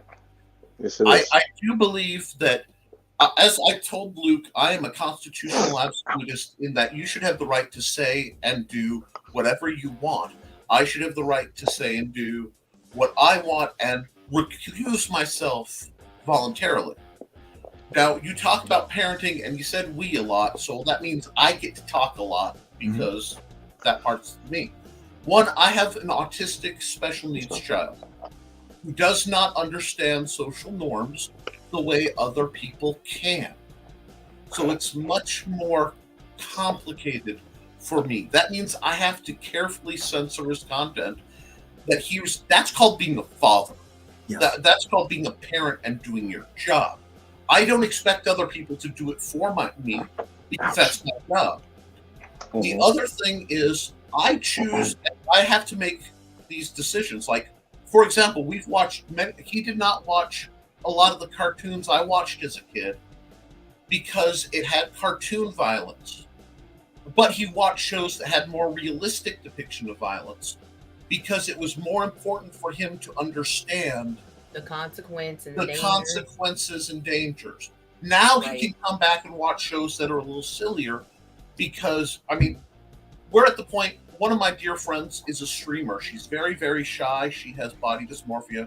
Not like trans or anything, because I know with this conversation and this crowd, it can be taken that way. She just doesn't see herself as attractive. So she uses a little bunny. And she puts a bunny on and she talks, and the bunny is the narrator. I had to explain to my son, well, we were discussing, is the bunny talking or is a person talking through the bunny? So even though he's 13, that's where reality is. As parents, we have to monitor what our children watch. We have to be willing to be the bad guy and be the parent, not the friend. That being said, things where you're walking around naked in places, I have to screen that, not because I have any issue, because I really don't care. It's not my job to judge people. But I can't say that this is normal behavior and then get my son in trouble for not understanding that that's not normal behavior. You get what I mean?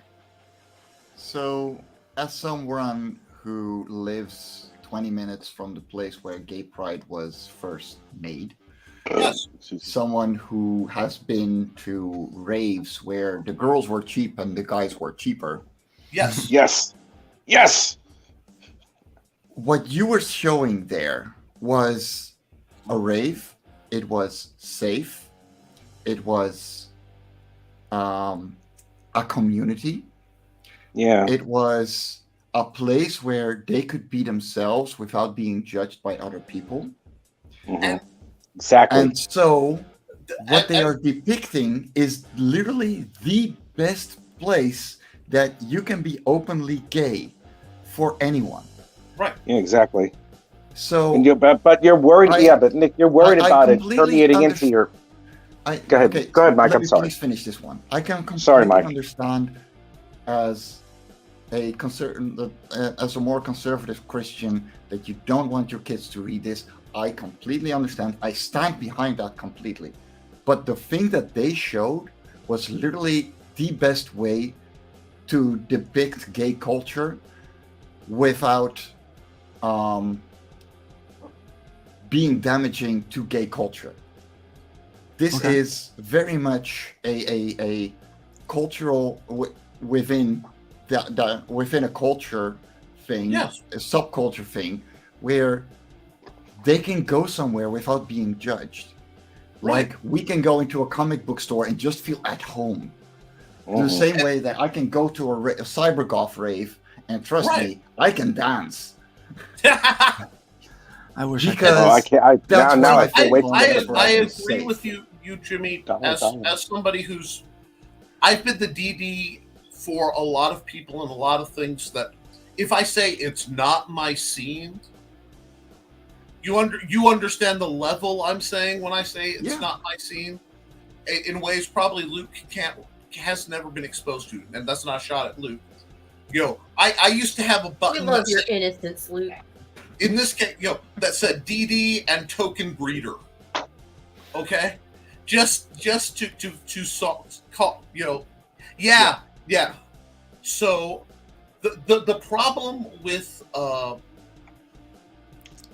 the miscommunication going on, raves and stuff are usually in fairly secure settings. Yeah. And raves and stuff. What Luke's referring to is the way some of the pride festivals in America have become, where they have been in Amsterdam for the last 25 years. I know exactly what you're talking about, and I completely agree. What they are depicting there is not okay. and that's the difference, because believe it or not, the real issue here is a matter of consent. Yeah. The issue is a matter of consent, not just for the participants, but the people around it. And there are reasons. I believe in flip-flop litmus tests. Okay, so there are major adult film industry celebrations. There are major adult film industry. There's conventions. Things. There's porn. Yeah. There's triple X conventions. There are, and in private rooms, that there are people. They demonstrate, they talk about products and stuff, but they don't do it out in the street. Not as a matter of censorship, but as a matter of giving people Respect. the option rather to consent or not. And that's where I find that as a matter of respect for other people. You know, in is. the old days when we had the video rental places, the adult films were always behind a were in door, the back. behind a curtain, Yeah. you know, because people understood that that families didn't want their kids necessarily to stumble upon that stuff. Mhm. And my problem with, I understand that this is a perfectly safe depiction, but I do believe that they have a teen rating on these books, right? Well, my son is about to turn 13, which means he can buy that book without my consent. I'm not comfortable as a Christian conservative parent with him grabbing those things without me having a conversation about it. Now, Now, is it the sexual content that is the issue for you, or is it the fact that it's the homosexual content? It's the sexual content. Okay, because if that was a woman there dancing with a man dressed that way, would you be as offended? I would, yes. Okay. I would. And that As a guy who draws And big boobs. that's That where is a it very comes down good to how we're I've supposed literally- to- Yeah, I've literally had a friend of mine tell me. That's Let me say Wow. this. I've literally had a friend of mine tell me that God's taken my church away because I draw comic books and that my depiction of women is pornography. which you guys That's a have really seen my horrible art, thing to and say. You and should you tell know- come to Nita's house. And That's a really horrible thing to Not to say. Daphne. Saying that God punished you for doing what you're meant to do. right, exactly. He said that. He said What that. kind of a pig? What kind of a terrible human being Well, would use some sort of deity? That's not the point. That's not the point right now. That's Okay. not, Anyway, that's not the point. all right. The point That- is, That's People after know- show talk. the point is, people know that I draw comics, and I draw them with big breasts. Okay, because that's my reference at home. That's what I got Fair here, enough. right? So, Draw um, what you know, Wow. bro. Really? but Yeah. I draw, you know, what some people might consider pornography, but there are some things I'm like, no, that has skirted the line, Are and you it's gone. laughing just in case? Okay. Sorry. No. I do want to ask something about that image because it's interesting to me. You want me to put it back up? Actually, would you? Because Yes. I want to make sure I'm not misreferencing. Mm-hmm. I was trying to, because we're talking about it from a tone of sexuality, right? Yes.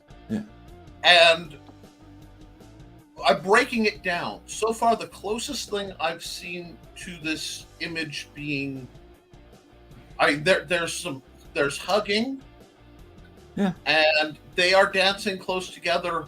That is almost exactly the same, and I think Mike Jimmy could reference this pretty well. Mm-hmm. That is a very classic rave style of dancing. Yes. You're in a That, full room. You're the close extra- together. And But- it's very hot in there. Right. But But I'm also not taking my kids to raves. No, Obviously, you're not. Of course not. But They are what 18 I'm plus for a checking reason. is And this book is 13 and up, you said, right? Yes, 13 and up. So, as a conservative Christian, do you believe that at the age of 13, your values have already been instilled in your son to where you can? In some cases, yes, in others. Because to me, that's maybe not not. overly sexualized. Yeah. Like, But here's the because I thing. can. Mike I mean, just said it. I was- Raves are 18 plus, right? right. Well, Right. Well, then if My you're going to depict question- a rave in the book, it should be an M rating, 17 Well, plus. then we shouldn't show That's any my view. bars. We shouldn't show Sure. anything anywhere a minor wouldn't be allowed at all.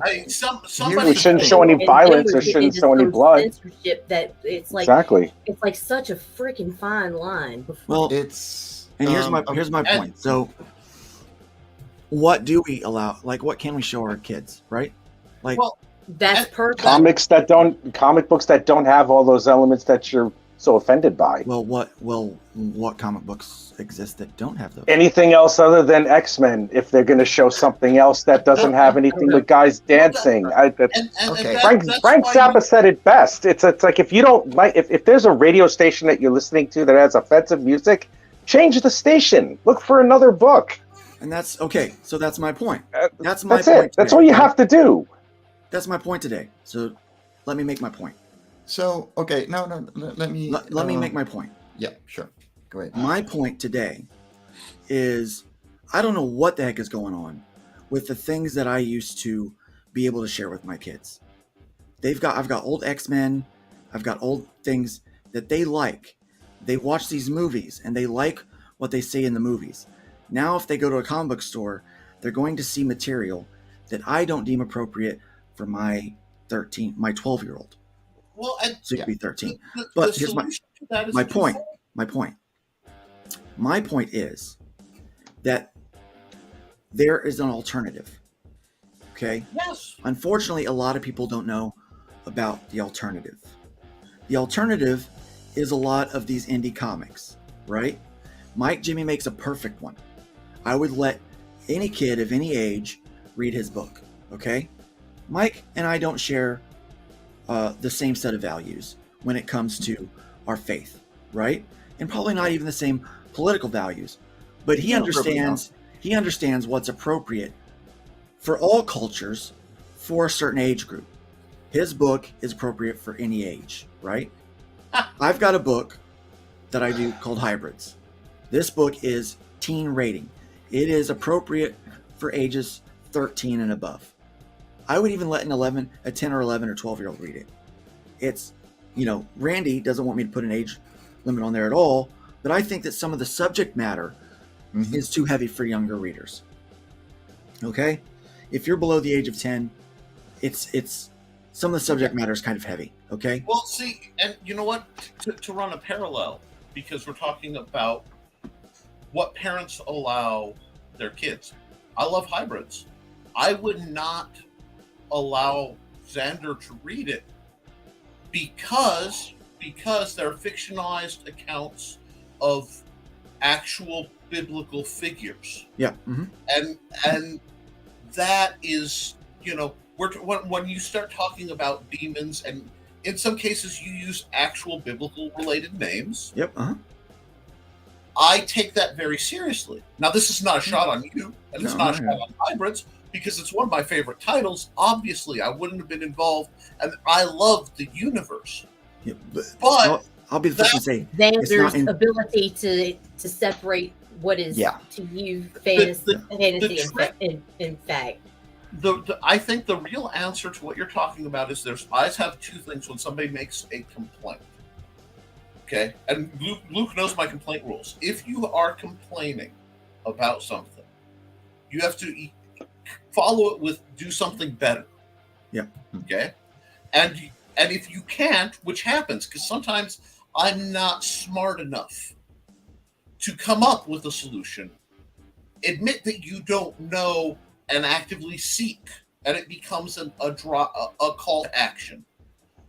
One thing that I think what Luke was trying to get to, and he keeps getting caught in the minutia, is that there are alternatives, and at the end of the day, the responsibility we as fathers, as people who are believers in the Christian faith have, is we read the book first. Yeah. That's the real trick. That's the hard thing to. And it's like, is that censorship in my home? Yes. I'm allowed to gatekeep here. Yeah, because that's in your home. Your rights extend infinitely until they intersect with somebody else's. Yeah. So that's where I think the trick is. Now, if you take it to say they can't do that or they shouldn't do that, that's not how you address it. You address it what every company in America is scared of. They aren't scared of what we're doing. They want us to do that. That's why they do pieces like that, knowing it will cause conversation because people go out and go, they're talking about it, I want to read it. Yeah. That literally it's bait. It is. Yeah, a lot of it is clickbait. Well, and a lot. The best thing is, if you don't like it, don't buy it. You True. don't have to. You do not have to consume media. Yeah.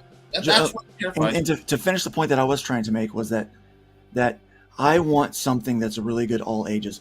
Now I've got another book that's coming out that is not. It is for adults only. It's not sexual, but it's very hard content. But I'm working on one right now with Piper Steed called Rift Riders, and it's in sign up right now, so you can sign up for it. But it is in all ages. I mean all ages. Anyone can enjoy this. It is written like the old Doctor Who's. Okay, it's Doctor Who meets the Lost Boys with a bit of Star Trek sprinkled in there. Okay, so I mean that's really kind of the vamp of this, because in my mind I'm thinking there has to be something better to help young readers and people like me who are. I'm a Christian conservative. That's what I am. Politically, I'm more liberal. I'm probably more libertarian. But as far as my home is concerned, I'm Christian conservative. Imagine that, the pastor being Christian conservative. How odd, right? Of course I am. But I want to make sure that my kids have content that they can read and enjoy, right? And I know there's other parents out there like me. And so one of the things I'm going to try to do is always highlight those kind of projects here or on my pages and things like that. I promote everybody that I like, okay, and every project that I like. But I'm gonna start giving a little more of a front row seat to some of these, because there's the need for it. Joe asked this question. He says, "Would that mean that the rating system needs to be revamped?" And he clarifies by saying, "Because just thinking what some people think is for teen, maybe more adult than anything else." I think it's time that we reconsider what we think is appropriate. I think what a problem with the rating system as well is that the world has changed. We are a lot more open because of the internet. A lot of cultures and subcultures are a lot more able to be forward, a lot more easy to be found. And honestly, if I were to have a kid and they would get that X-Men issue and I'd see that, I'd be like, well, that ain't exactly for you, but at least I can talk about it now. Yeah. And see, That's the thing. I want to talk about it first. Yeah, and that's fine, because you still want to be able to talk about it. Yeah. Yeah. And so if they find it in a comic shop, you take them along and they open the book and they're like, Dad, what is this? You can tell them. Yeah. Well, genuine comics are being ran by people obsessed with skin color, gender. No, you're close. You're right on the edge. Corporations, stripe out comics, because it's bigger than that, are obsessed with what divides us. They want to take us down by demographics so that they can tweak. And they want to control and have us arguing against each other. Because unity is the greatest threat to business. If two people are feuding, they buy 2 pizzas. If they're working together, they buy one and split it. That simple base of economics breaks down everything. The other thing is, as long as we are arguing about the other person who looks different or believes different or is sexually attracted to different people or not at all, we're not, and we're saying, well, that gives the stratification that's actually there, the economic stratification, a different target. It diffuses people's anger at what's going on. So we blame somebody who isn't actually affecting anything. Because you got anger, you got to put it somewhere. They redirect it there. You're not yelling, wait, we're arguing amongst ourselves. We're not saying, how much do you make working here? Oh, you make that? I make this. Yeah. And almost all of the shady negative roots to greed of power, greed of control, and greed of wealth. Yeah. That's I will qualify the people that I surveyed that are of the homosexual persuasion. They are more conservative. They're more conservative, and some of them actually do share many of my Christian values, right? We just differ on that one particular one, right? But so maybe my observation, maybe my cross section is skewed for what is the norm, okay? But I'll be honest with you, that's why I create the books that I do. That's why I've got right. That's why Rift Riders is going to be a big thing. That's why Hybrids is the X-Men that I want my kids to read. That's that I what want I for love. kids to be able to read. Ironically, that's what I love about you, and that's why I fight so hard to keep this show so civil, and why I'm on this one and I'm not on other shows, even on this network. Not bashing the network, but if it weren't for internet issues, my son were to look to see what show is my dad on. If the kids, what is he saying?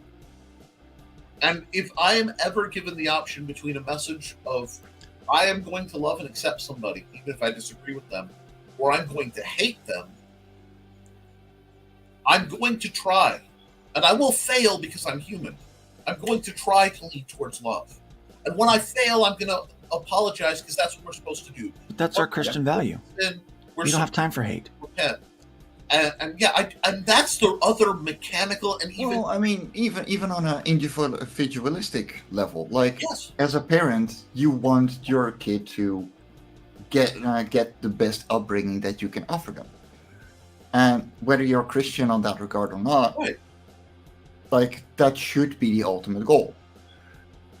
A lot of what some people label as Christian values. They are very common. Yeah, they're very common values. And that's the thing. I've Yeah. studied multiple religions. I mean, dozens and dozens of the major religions. I've read most of their religious texts. I've looked into this. And when it comes to behavior, the vast majority operate at bare minimum, do what you want, but don't hurt anybody. Now, I do believe in the Christian option of it being imperative that you treat people like you want to be treated, because that has that built-in call to action. Because you can, I don't believe in passivity. If somebody's hurting and you can help them, you should. Mm-hmm. Yes. And if that's where the core philosophical difference I have with some people. I have a lot of friends who are very pagan. I mean, I have a lot of friends who are different religions, different sexual spectrums, different identities, and that's the danger of an echo box. And I find if I hang out with just people who are liberal,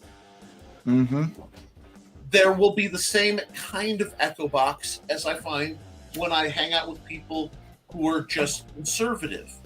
So that's why I work so hard to bridge. I was talking to Luke earlier, and I was actually talking to Brian K. Morris about his show.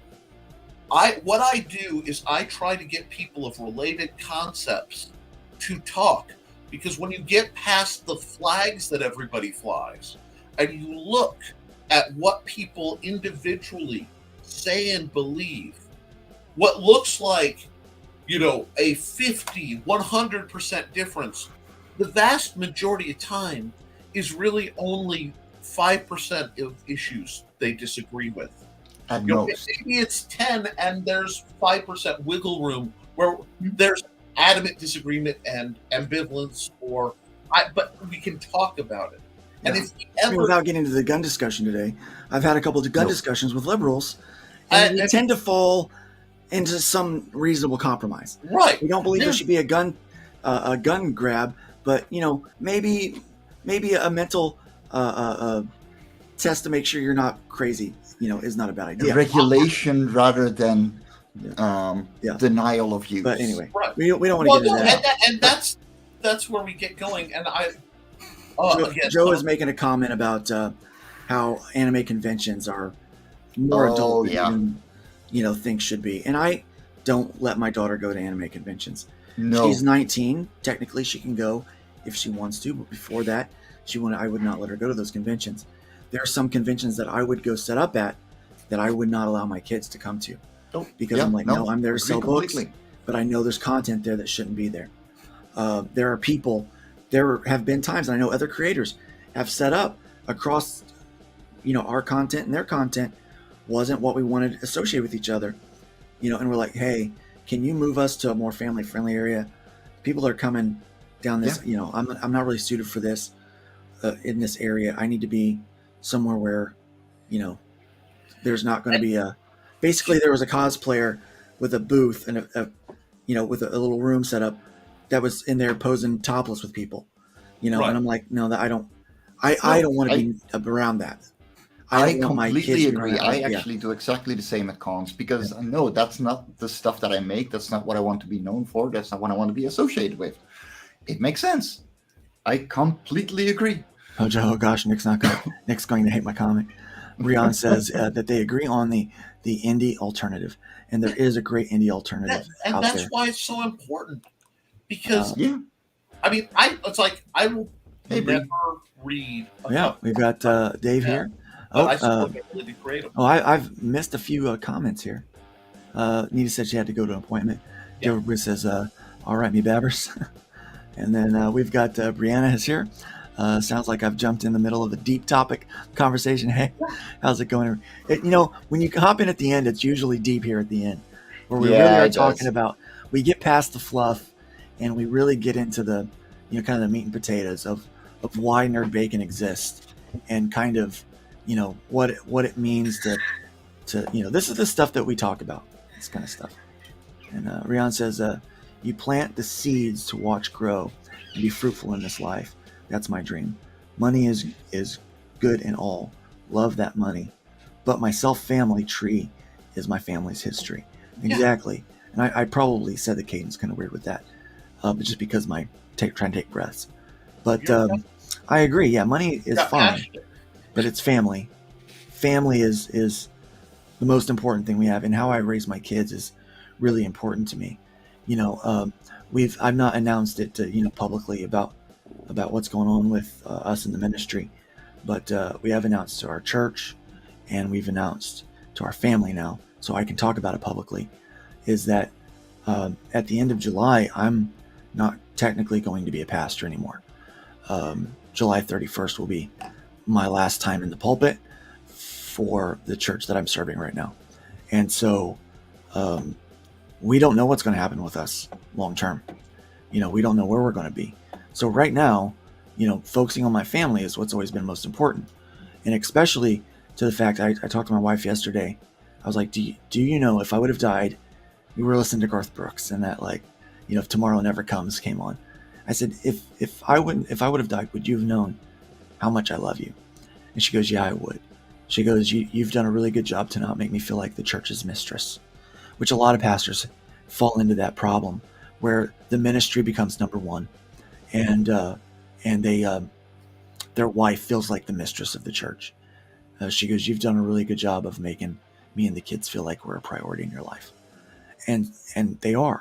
And so they're going to continue to be. So raising my kids, and what I leave behind me, I just did my dad's memorial on Saturday, and it wasn't what he took with him, because he took nothing with him.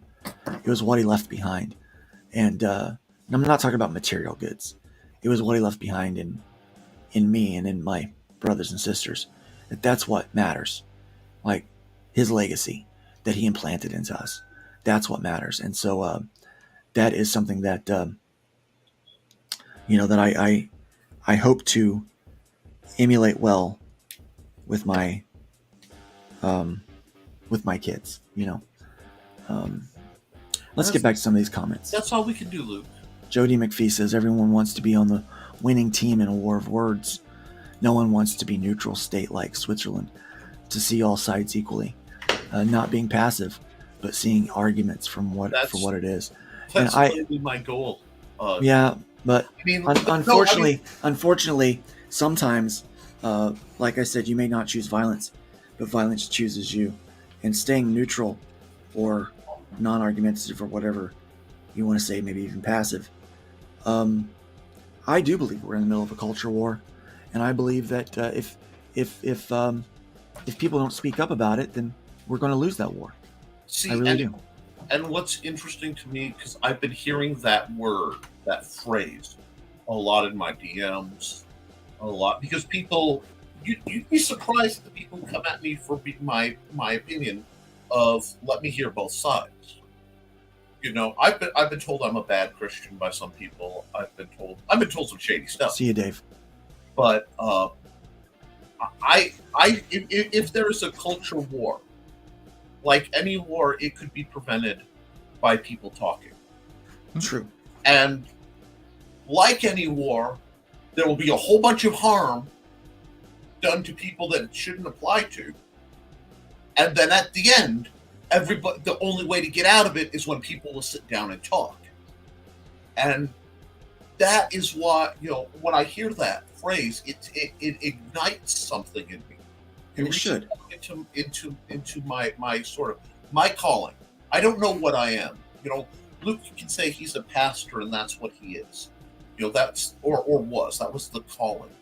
I had this strange calling, and I manifest it in a lot of strange ways. I help people, I teach people, I try to be a footstool so people can be level up. That's usually my gig. But between that, it's to bring peace and to bring fair, just communication, and we need that.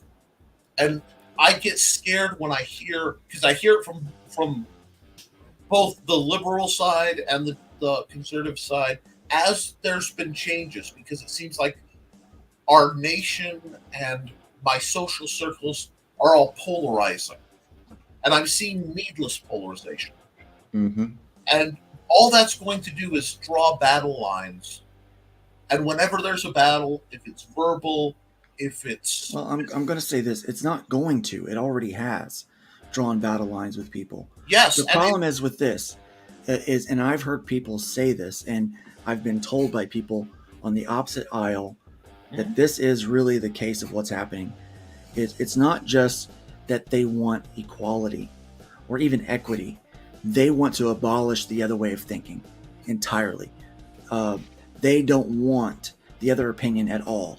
I've had arguments with a liberal that's what they basically told me was they do not want conservative thought at all. And I'm like, we can't live like that. I'm fine. Here's the thing. I was okay, even as a pastor who has Christian conservative values, who performs same-sex marriages only. I was okay with the legalization of gay marriage. Whoa. Talk about people being blown away when I said that. I got a lot of flack for saying that. But I was like, listen, I don't have a problem with people because, again, as a libertarian, what you want, you live your life, you worship who you want, how you want, you do your life how you want. I want you to be happy. Now, my Christian value says, I believe the only way for you to be happy is to have a relationship with Jesus. I'm going to be as kind to you and loving to you as I can to show you the character and heart of Jesus so that you get to know him. That's my personal journey, what I'm trying to do with people, right? So I'm okay with you. I think we can all exist cohesively together, with the exception of when you allow hate to come in. And that's the problem. There are people that are hating other people because they think, act, love, worship different. And we can't have that. Like, that is the problem. And so whether we like it or not, we are in the middle of a culture war because the battle lines have been drawn and the flags have been raised. And so the only way to prevent people from needlessly falling in this culture war is to discuss it and say, no, there has to be an alternative for people. And so I think that I'm a part of an alternative. You know, if I didn't, I wouldn't be there. I wouldn't be here making Christian comics, or making, not Christian comics, but making comics as a Christian. If I didn't think that I could have an impact on the world general population by doing what I'm doing in a positive way, not only for peace, but also for, you know, people helping understand my faith, then I wouldn't do it if I felt like what I was doing was actually contributing to the negative. Which, when someone tells me that what you're doing is bad, I got a little upset. But, you know, I also, you know, logic always prevails with me.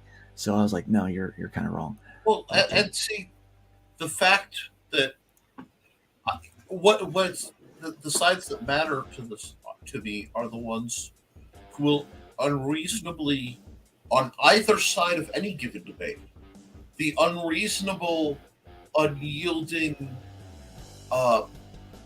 animosity towards others. Yeah. To me, is the actual. I don't even want to say enemy because I don't see it as an enemy. I see it as an opponent. It's somebody I disagree with, but I would far rather say, let's talk about it. And when it's angry, we can't communicate from a position of fury. Well, I'll tell you this. You know, someone is not interested. They'll say they're interested in conversation, but they're not. As soon as they default to name calling, they are no longer interested in commonality. Right, and then then my version is I disengage. Or if you're dealing with somebody who can't, I want to talk about this issue because I recently went through this, where I have a problem with this issue, and they'll redirect to another issue and another issue and another issue, all trying to be right about something that isn't tied to that. Yeah. You can't win a game where they move the goal. So I just disengage and I leave that because why waste my energy?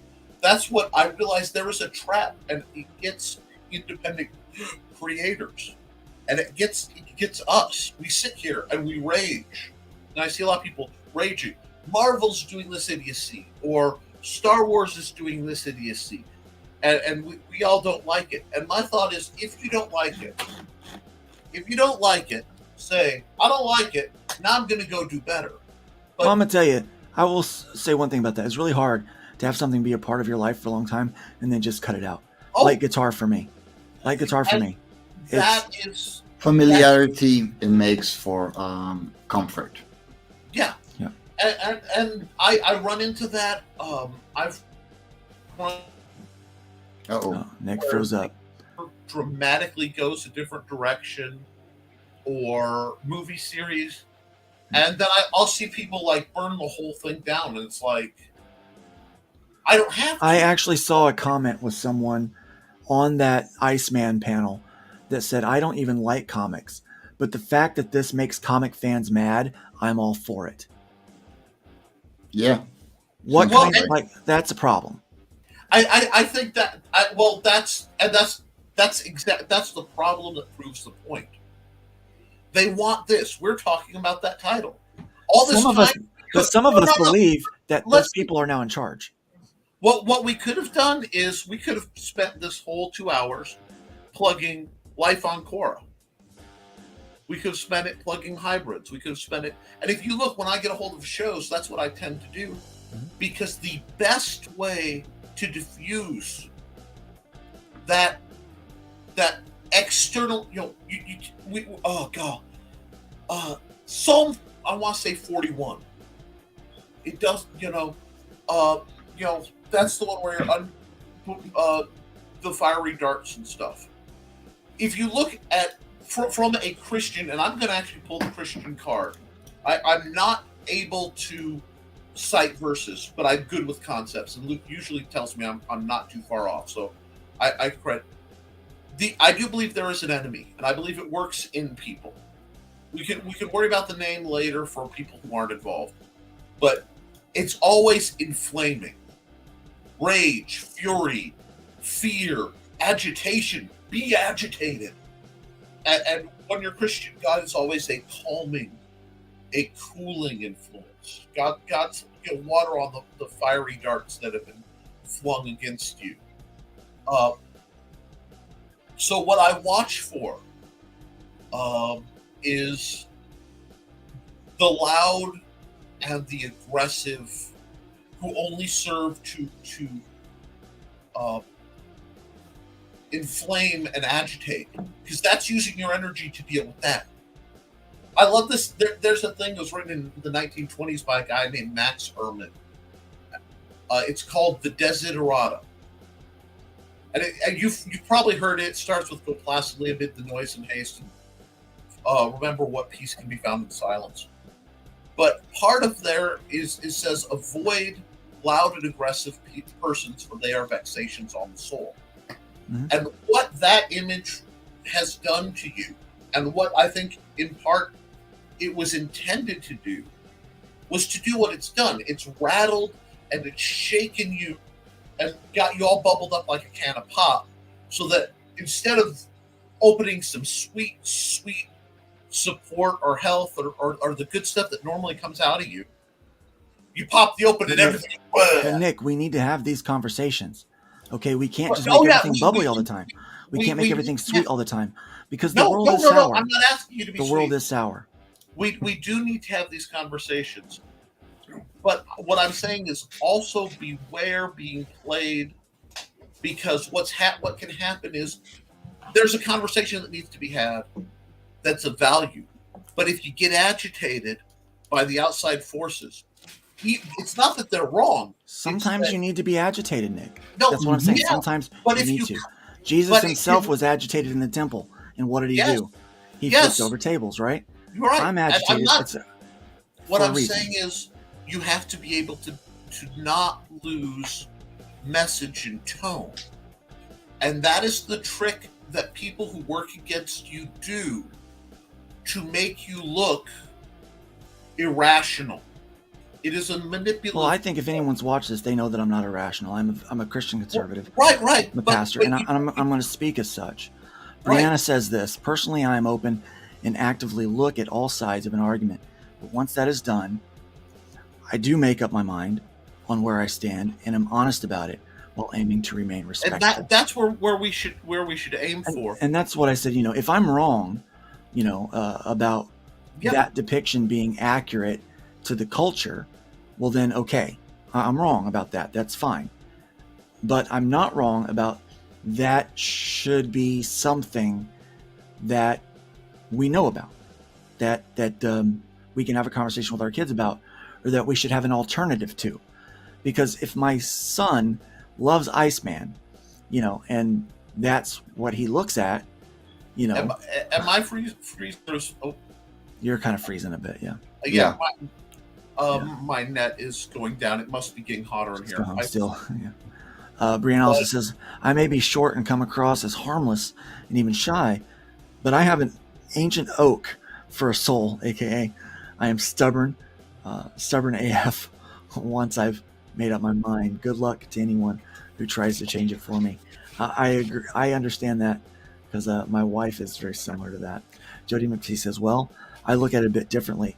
How can a country who is known to be a melting pot of cultures be in a culture war?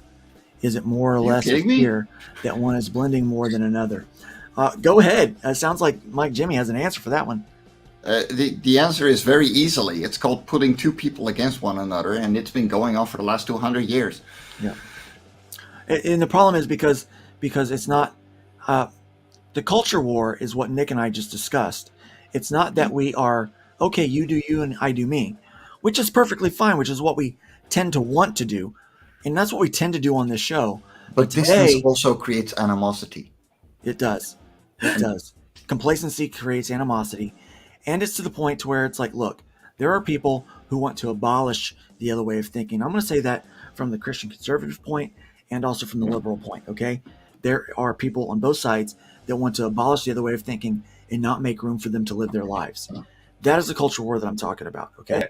And, okay, you're going to fall on one side of that war if they let you, or you're going to try to stand in the middle, and at some point, violence is going to find you. At some point, you're going to have a thought. Nick, I'm going to point this at you. At some point, you're going to have a thought that is contrary to one side or the other, and they're going to try to make you choose.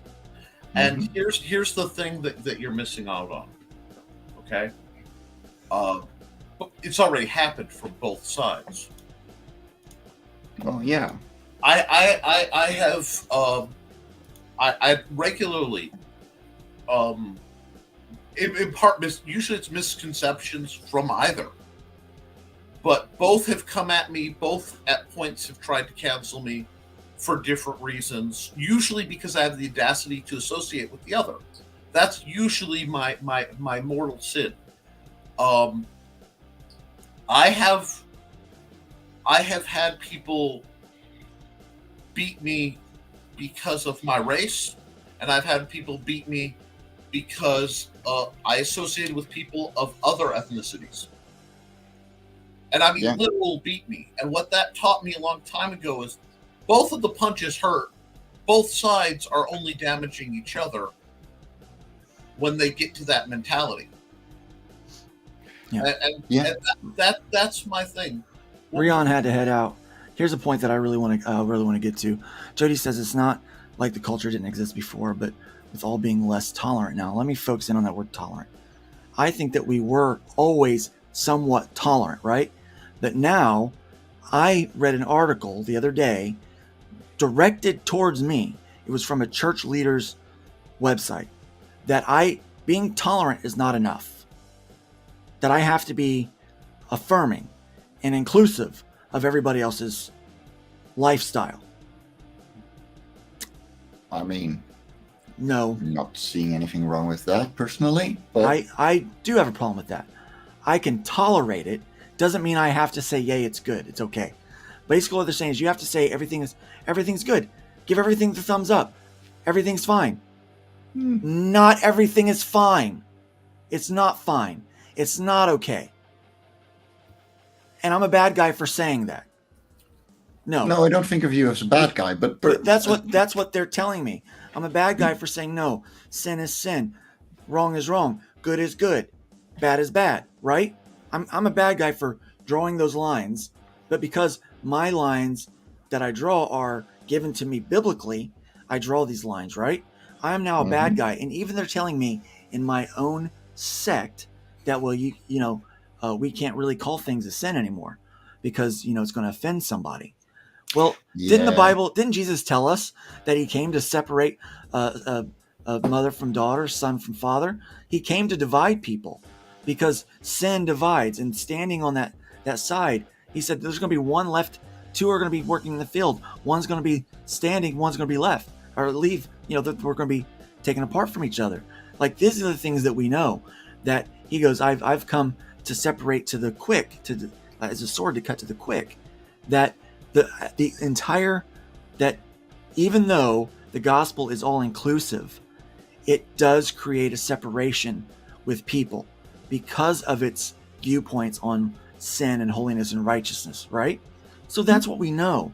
We try to be very loving, and we are, man, I'll tell you, this is like weeks and months worth of study to go through to really get like the whole concept that I'm trying to explain here.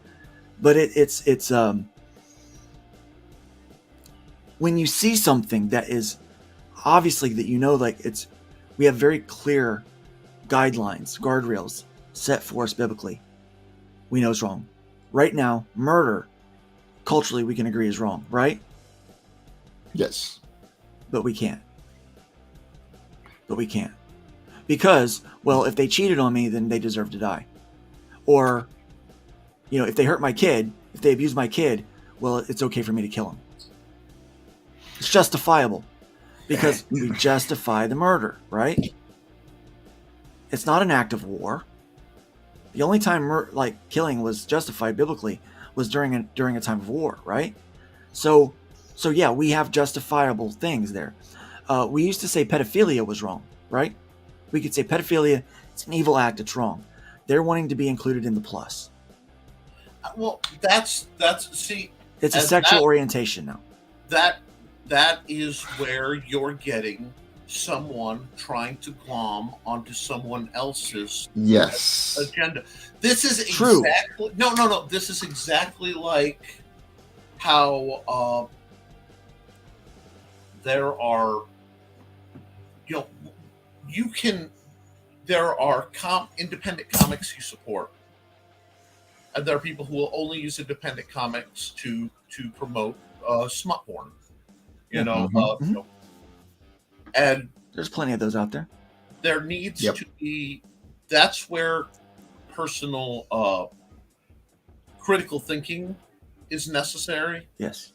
And the difference, I think, where we go, and it may be the part of the line of being a pastor versus being a layman, and it may even go into because I was layman quasi Catholic, is I am working intimately hard to keep my morals in check, my code.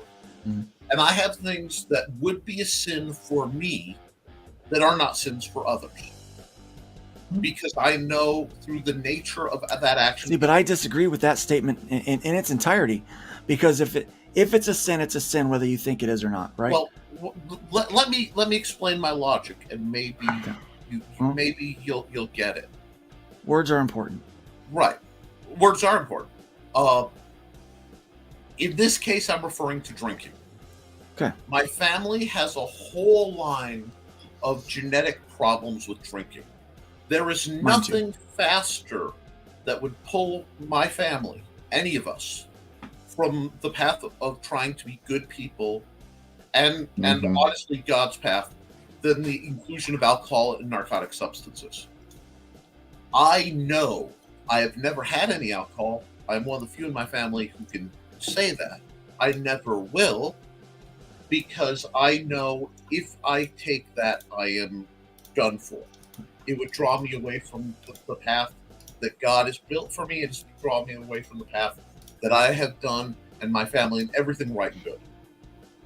And even though I've never had it, the smell tempts me anytime I can hear it. Okay, so I will say I've had alcohol, right, and I get it. I am right there with you. Okay, but it runs in my family. For other people can drink, and I understand that, and it is not in my job to say because I can't, they can. Yeah. Well, that's where that's using wisdom. Okay, so the Bible's clear. drunkenness is the sin. Not the alcohol, but the drunkenness is the sin. It also says that gluttony is a sin. So overeating is the food's not the sin. It's the overindulgence. And what happens is because of the overindulgence, those things begin to influence us. And it always comes down to a matter of influence is what it is. What is going to influence your behavior? Okay. The only thing that we should allow to influence our behavior is God. That should be what influences our behavior. When other things become more prominent, more important as Christians, right? So, and I don't treat Christians and non-Christians the same way in that respect. You know, I want them to, if you're a non-believer, my first priority is to help you be introduced to Jesus. That's it. I don't care about about whatever I read the Bible as saying is sin. I don't care about that. I care about you and your relationship with Christ. That's all I care about. But once you become a believer, I have to worry then about my concern then is to help you, because that's what I'm commanded to do. Even that verse where it says, judge not, it actually says, judge not unless you would also be judged. For whatever measure you judge a person by, that same measure will be applied to you. It says, first remove the big thing from your eye, the beam from your eye, before you attempt to remove the little thing, the dust, from your brother's eye, so that you can see clearly to help your brother or sister. That is the whole point of that verse. It's not judge not. It's be careful about how you judge, how you form an opinion or a conclusion. Because as a pastor, and as all believers, we're supposed to disciple one another. We're supposed to admonish one another. That's the purpose of the church. Not just because I have pastor or reverend in front of my name. That's not the only reason why I have to do that. That's all of us that are believers. At that point, we help each other walk closer, more like Christ. That's a whole thing. That is only after you've accepted Christ. Before that, all it is about is helping you get to know him. Then we start to deal with those other things, I start calling them big rocks, and then we deal with the little rocks as it comes along, because I still deal with some little rocks. Alcoholism is a big deal, like you said. The alcohol is not the problem. It's the influence alcohol has on my life. So I abstain from it entirely, right? It is a sin to be drunk, but it's not a sin to drink. But there are other areas where even a little bit is a sin. It's like we know that it is wrong. I think we all know that the Bible is very clear about fornication. Even a little bit of sex outside of marriage that's a sin. I still call it a sin, and I know people that do it. And I'm if they want I still love them. I know Christians that do it. Bible does tell you that if someone is, Paul is very clear, and I don't even want to get into that right now. But I'll just bypass that. No. I'm just looking back at my life and I'm laughing my ass off. I am enjoying. There are moments where I can see the pulpit rise. If I squint, I can watch. God said. I don't know. If X Pen tablet transfigures into a pulpit for a second, yeah, and then goes back. Yeah, just turns into. Yeah, so I'm going to refrain from that pulpit moment now. I'm going to pull back from that, and I'm going to say that really at the end of the day, a sin is a sin. And so that's how I look at things. And you don't have to agree with that. Now, my worldview goes into the comics I make. My Christianity maybe doesn't. Okay. So there are people in the comics that think and act differently than I do because I'm a writer.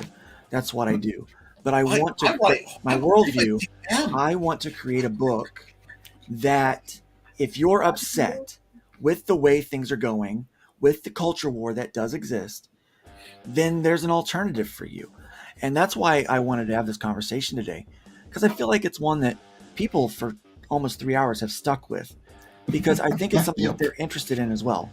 They want to hear a conversation like how we have, where we may not always agree, but how does it resolve? How can we have the conversation? And so that's why we have conversations that are maybe typically uncomfortable for most settings, but Nerd Bacon, it's not, because we always end with civility. Yeah. And the problem is people don't know how to end a conversation that they disagree on with civility. And that's literally why I still come. Because I get people, and it is funny because I get people who, oh my God, I get I know. he's a pastor, he's this, he's that. And some of the other people that pop on, oh my God, they're foul mouthed, or they're this, or they're that. And the only way to project good ideas is to exchange them. Mhm. And it is interesting because your calling is very much about saving souls. Yeah. And my calling over the years, whether I wanted it or not, has been very much about saving lives. Mhm. And I've always told people, if you want to get into the soul thing, because I do have opinions, but that's not my job. Find someone more qualified. My job's to keep you alive for the next however long. Because we need them alive to get them saved. Right. It's the difference between that and, like, in some of my earlier stuff, the difference between the evangelical side and the intercessionist side. Yeah, I've recently had somebody that went into the hospital that things weren't looking good for him, and my prayer Right. was, God, please preserve them, because I haven't had enough time with them yet. I Yeah. need time to help them get to see you more. They need to see you more through my life. And Yeah. that's where I get very Maslow's hierarchy, where when people will be like, they're doing this and they're doing this, and Yeah. somebody has problems with drugs, or they're doing something that morally is uncomfortable, and people are hounding them. I'm like, they're nearly suicidal. Let's get them alive. Let's get them off the edge. Yeah, let's keep them. Yeah, Let's get and- them yeah. back off the edge. And I've had so many well-meaning individuals trying to save their souls, but it's like, You're only going to push them away if you're trying to push like, your let's beliefs on them right then get and them then. stable enough that it's hard to be mad at somebody who steals when they're starving. Yeah. You know what I'm saying? Right. Yeah. And yeah, stealing is a sin, right? We know theft is a sin, but they're hungry, right? Yeah. So yeah, we have to at some point look at those things, and we have to meet needs, and that's why as Christians we're also called to meet certain needs. Yeah. Right. But I mean, that's another conversation. We're right now we are really trying to discuss this, like the alternative, like my point today was, how do I raise my kids to appreciate pop culture when there seems to be a war on culture? And that's I think we've come to the only conclusion, and it really highlights the importance of fatherhood and parenthood. Yep. Is that as the adult, as the person who is spiritually more developed, Mhm. and from me, I'm not saying Christian, because that's not, like I said, I'm not the pastor. You But could I be would- the you could person- easily be Jewish or Muslim and feel the same way I do. Exactly. Yeah, But even atheists. Yeah. exactly. Even atheists. Yeah. See, even atheists will still have to have the conversations about things like They're like, whoa. consent and what's appropriate in public versus private, things like that. Yeah. Yeah, there's some people that are like, whoa, that's too much. whoa. Yeah, Hold but it back. the- Rein it in. Atheism, in a way, is a religion of its own. Yes. And often they're not actually atheists. They believe there's something, but they don't care what. There are a And they're lot more of agnostic. most atheists tend towards being agnostic. Yeah. And I have no issue with atheists. The only issue I run into with atheists usually is the same issue I have with anybody, even people of my supposed.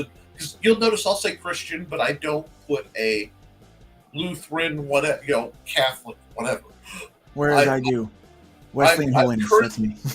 Yeah, I'm currently not non-denominational because I have my opinions on that, and that's not here. But I don't like forced conversion, because forced conversions and forced attempts at conversion, no matter how well-meaning, defeat the whole They never work. purpose Yeah.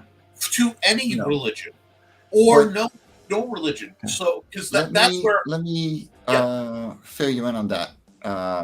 The reason forced conversions don't work is because nowadays, especially looking at Jehovah's Witnesses and stuff like that, they're not to get people convinced. They are to convince those that are already convinced that the world out there is against them and not with their belief, and makes their community feel more accepting of them. And I'm seeing this all over religion, and I'm not saying it's a bad thing. Community is a good thing. You want to belong. Yes. That is something that, whether We're you're kind in a of- subculture, We're kind of like, that's kind of ingrained in our it makeup. is. we It want is. to be a part of We're a social group. animals. I mean, That's I think fine. that's why the LGBTQ plus thing exists, because people Well, wanted yeah. to know that they wanted to feel like they were a part of something that was And- just more than themselves. And they want, that's okay. they want to be not alone, and that's the same It's- reason you see the rave party. It's social unionizing. It really Yeah. is. I mean, I love the concept of unions. I know sometimes they've been abused, but I think it's an important concept because you can pull a lot of the BS out and go collective bargaining.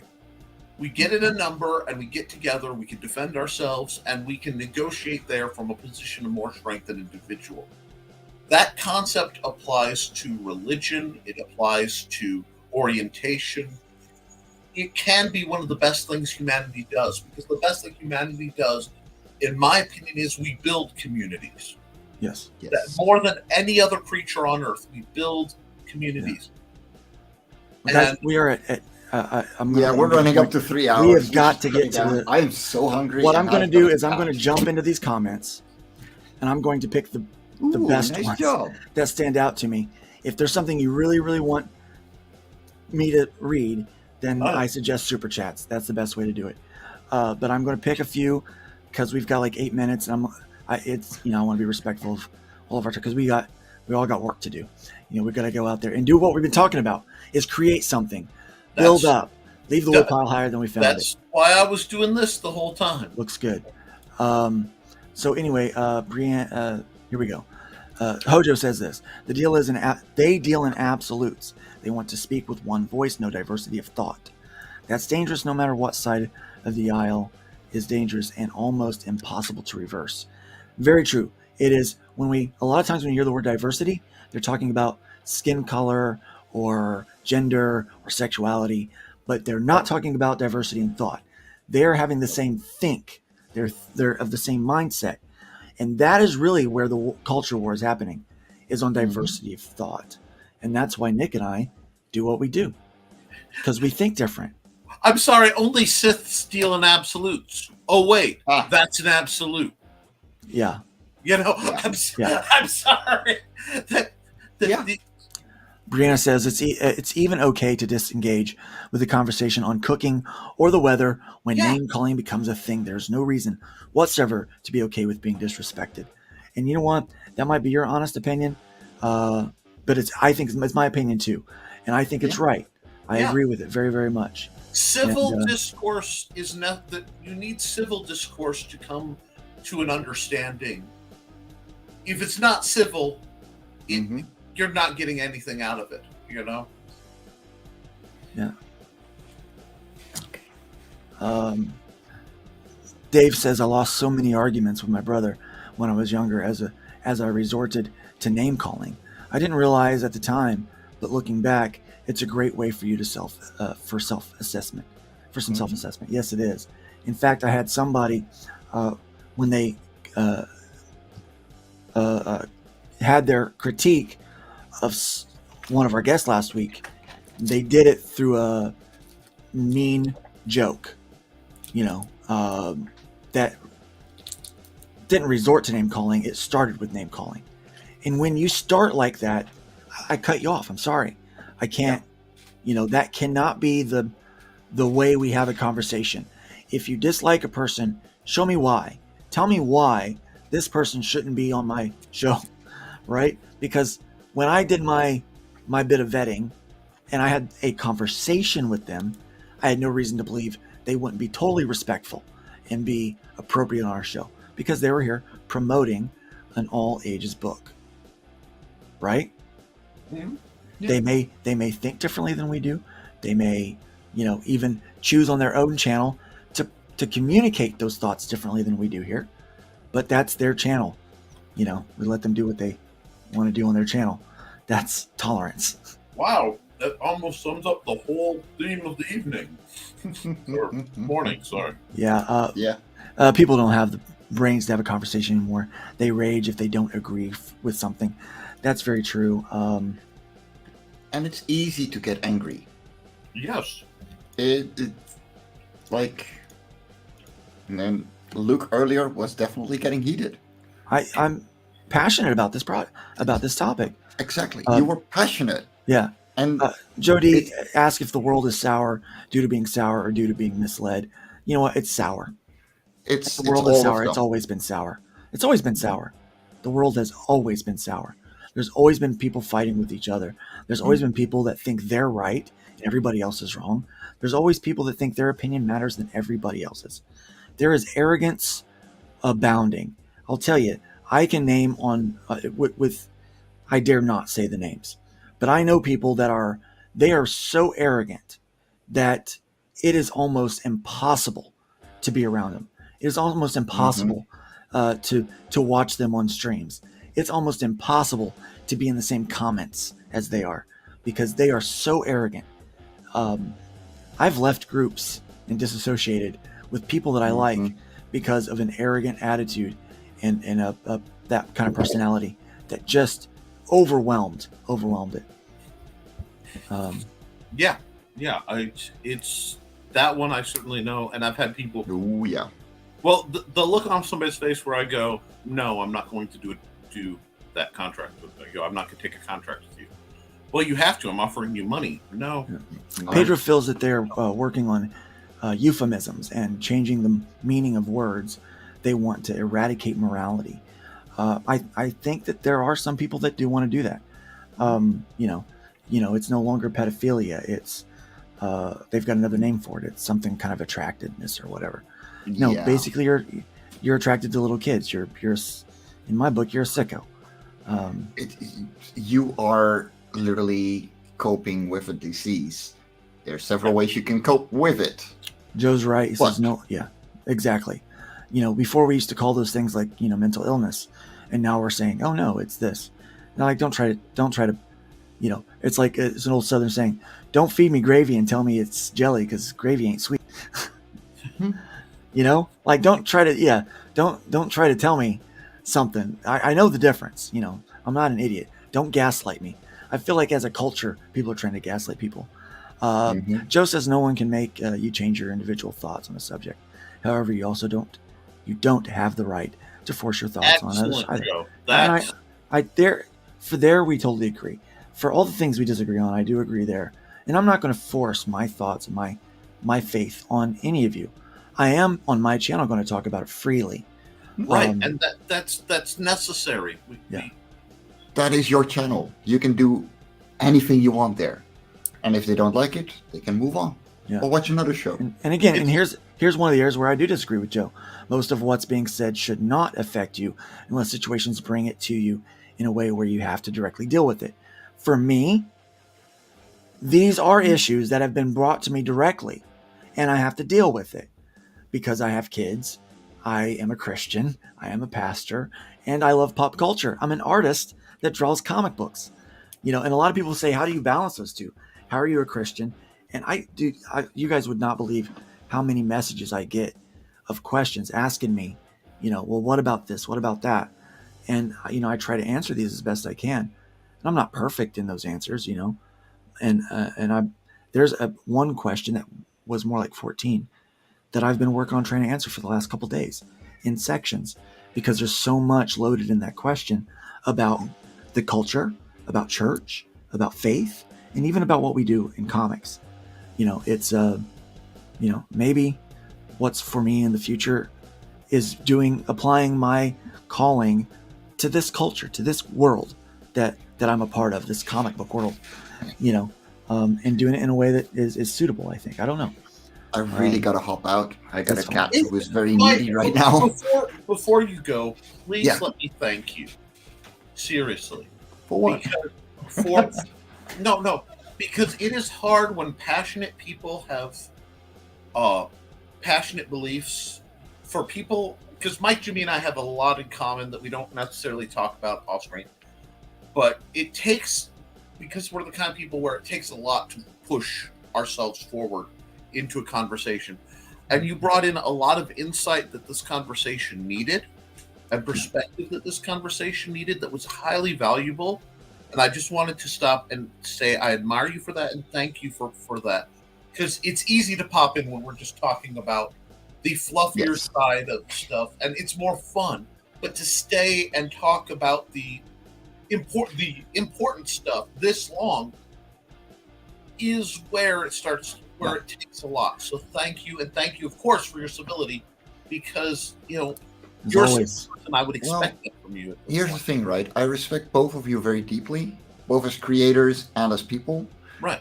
We don't agree on a lot of things, probably, but we're all people. We care enough to have a civilized conversation and just have a good, friendly relationship. And that means that yes, I would love to see to show you guys the other side of the world, literally and figuratively. And I would love to see it, Because it's part of self-education. It's part of that loving and respecting each other that we do, yeah, because that's what we do, I am brought up with Christian morals. Right. That has been the first couple of years of my life. My grandparents are very religious, and if my parents were like, "Hey, if you want to sleep over with your grandparents, it's a Saturday. On Sunday to go to church. You Take go them with to them." church, yeah. Yeah. And that was cool. I was taught English through that church. It was an English-speaking church. Yeah. That's where I fully respect the Christian church. Am I religious? No. Do I say, "Oh my God," way too often? Or a non-religious person? Probably, but everyone does here. But it's fun to see someone who has a different belief, and still take the time to listen to you, because all of us have seen too much of that not happening. Yeah. So thank you guys for the wonderful conversation as well. I think the best though I thing- prefer the lighter side of things. Yeah, I do like the lighter side of things. Normally, when we go this long, it's because we get into the deep conversation. But I'll say this: Mike, you and I, we don't agree probably on things politically or spiritually, and we've probably had we've made different choices in life.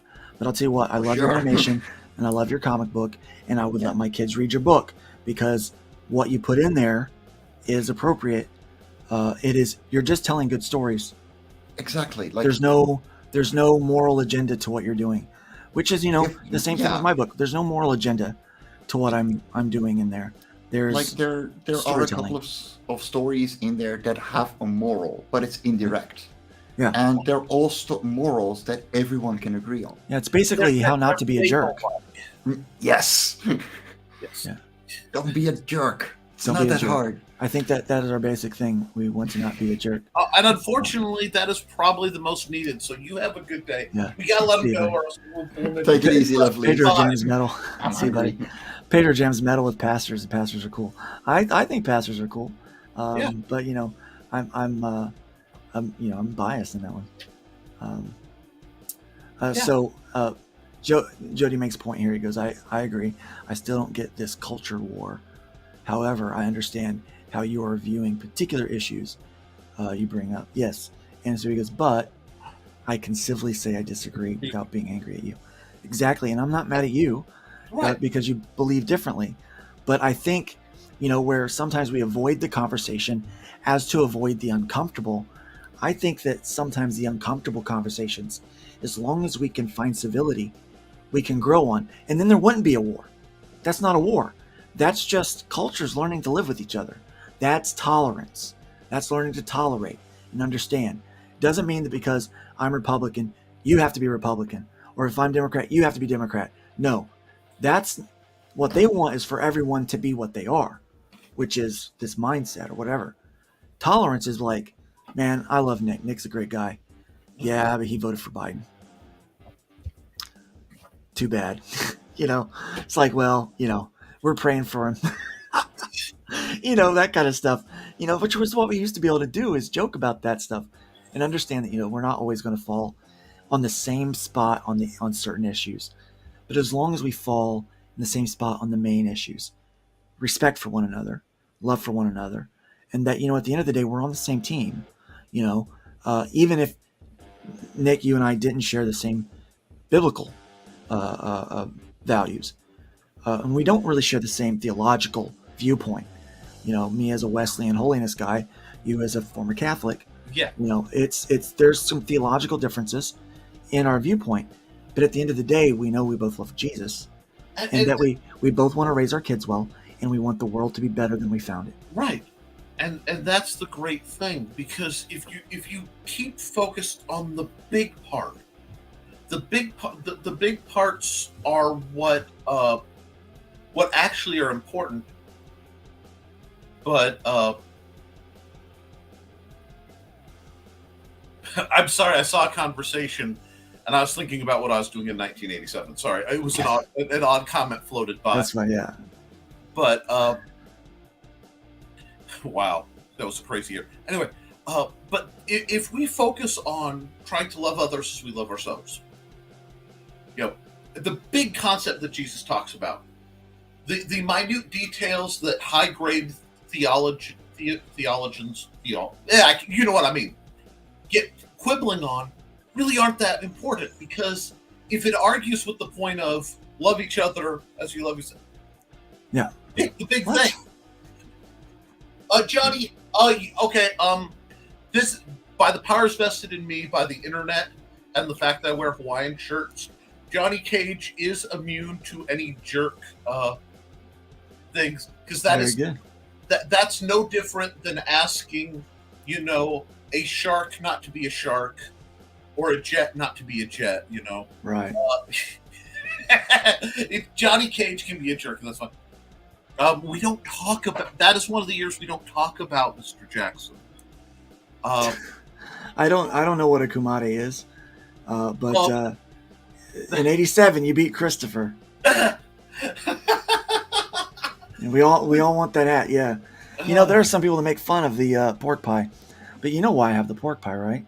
Because when I come out of that coma, there was something a little different about my personality, and I think some of you may notice. Nick has certainly noticed, and it's given him heartburn a few times. But I am the one who knocks. I got a little spicier. I don't know what happened, but it is what it is. We love some spicy bacon. Yeah, we love some spicy bacon.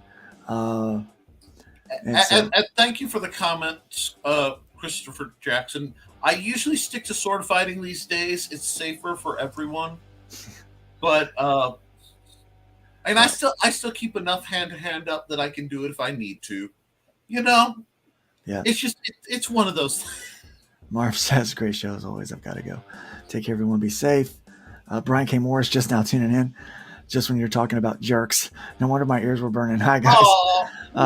Brian K. Morris is not a jerk. Not at all. One of the greatest people on this planet. And then my record is 4 hours and 55 minutes. See if you can break it today. Not a chance. My voice will not hold up. No. I'm actually going to be going on vocal rest for the next 2 days just to heal up for Sunday. Luke actually got rather passionate, and as I'm watching it in the conversation, I'm listening to it. I'm like, oh, God, he's going to blow himself out. Because, I worry about Luke's safety more than Luke does. Yeah. It's my job, I fret. He frets. But I'm passionate about this. Like, how do we, how do we have the conversation and still be civil? And how do we get away from this war mentality? And I think we've got to obliterate the other side. The answer is in the question. The only way is to do it. It's just, it's one of those, I find in life, most things are simple, they're just not easy. Right. And the simple thing is, we have to be civil, which means when we're upset by a conversation, we have to do our best to rein ourselves in. Yeah. And that's what we do here, and it's beautiful. And I do like it when people get passionate about a topic. Well, yeah. But we can't get into the name calling. We can't get into the disrespect. And that's the thing. Someone said it earlier in the comments that, when you get to the disrespect, you respect the people. You respect the people that respect you, and it goes both ways. Like, I'm not going to give you respect if you're not giving me respect. Right. I'm going to default to respect, but as soon as you start to disrespect me, then that breaks down really quick. Like, I try to start one thing I was brought. Always start with nice, no matter what the exchange is, because if you start with an offensive approach, you can't get nice back. Right. You know. Yeah. You catch more flies with honey than vinegar. That's you know, true. and that's the truth. And so we try to do that. Blood sports. I caught the reference. Nick, you worry about my safety more than I do. That's why you are the best of us all, and you really are, Nick. That's why we're such good friends. I count you among one of my best friends, and that's why you're on the show with me and not somebody else. Because honestly, I don't know what I would do without Nick by my side on these cars. Because these are sometimes we talk about some tough things, Yeah. and there's no way to deal with that. And I think that, especially I think in our nerd world, like we're forced, I think, sometimes to talk about some of this stuff. We try to keep it as light and whimsical as we can sometimes, but part of that light and whimsy is like, why do we focus? Like today, that's my point. Why do we focus so hard on indie books? Why do we not talk about mainstream? Why do we focus so much on, like I've gotten, I'm Comicsgate, right? You're not Comicsgate. So I've got people that, number one, I guess as soon as I said I was Comicsgate, I became a bad guy. Same people that used to associate with me are now telling you, Nick, not to associate with me. And I understand that's the truth. But the thing is, people like, well, you don't just have Comicsgate on, or you have too many Comicsgate on, or you don't have enough Comicsgate on. I get all of these things back and forth. The thing is, I judge by the product and by the person, Now, granted, we did have a one episode where we had two very spicy books on at once, but those creators were respectful, and I appreciated them as individuals, and they were some of the best guests that we've had. Not, I won't say the best. We've had a lot of great guests, but they were totally respectful. We had a great conversation. Neither one of them used any foul language the entire time. I mean, it was pretty impressive. When that's kind of what they're known for, it's kind of their spiciness. They toned it down a lot, but we had a great conversation. It was a fun day. And we were able to say, look, these projects, they have merit. They have merit, and if this is what you're into, you should definitely check it out. But it's not for everybody. Just as some of the stuff that we promote here may not be for you. You may not really be into it. But we feel that it's important to highlight these books that are giving a good, solid alternative to the things that we're kind of upset by in modern culture. One great thing, and my response to people who say they don't like how we run, I'm on a lot of shows. If I let myself be on every show I could be, I'd never leave this chair. Yeah. And my response is, if you don't like what's being made, it's the same thing I tell the comic guys: make your own show. Make your own. I'm serious. I believe in, put up or shut up is the nicest way to put it. Yeah. And at the end of the day, if you can't, if you can provide, I don't like it, here's why, and you're civil, I'll take it into advisement. I may throw it right out the window after I do. But if you're civil, sure. If you're rude about it, I'm going to laugh at you because you're not going to change my mind. Yeah. But, I mean, if I can still disagree with Luke after 18 episodes of working with someone whose literal chosen profession is changing the hearts and minds of men, yeah, I mean, I've got to be pretty steadfast in my beliefs. Yeah. But usually, if you provide a fact that, hey, maybe this is going on, that's what I'll respect that.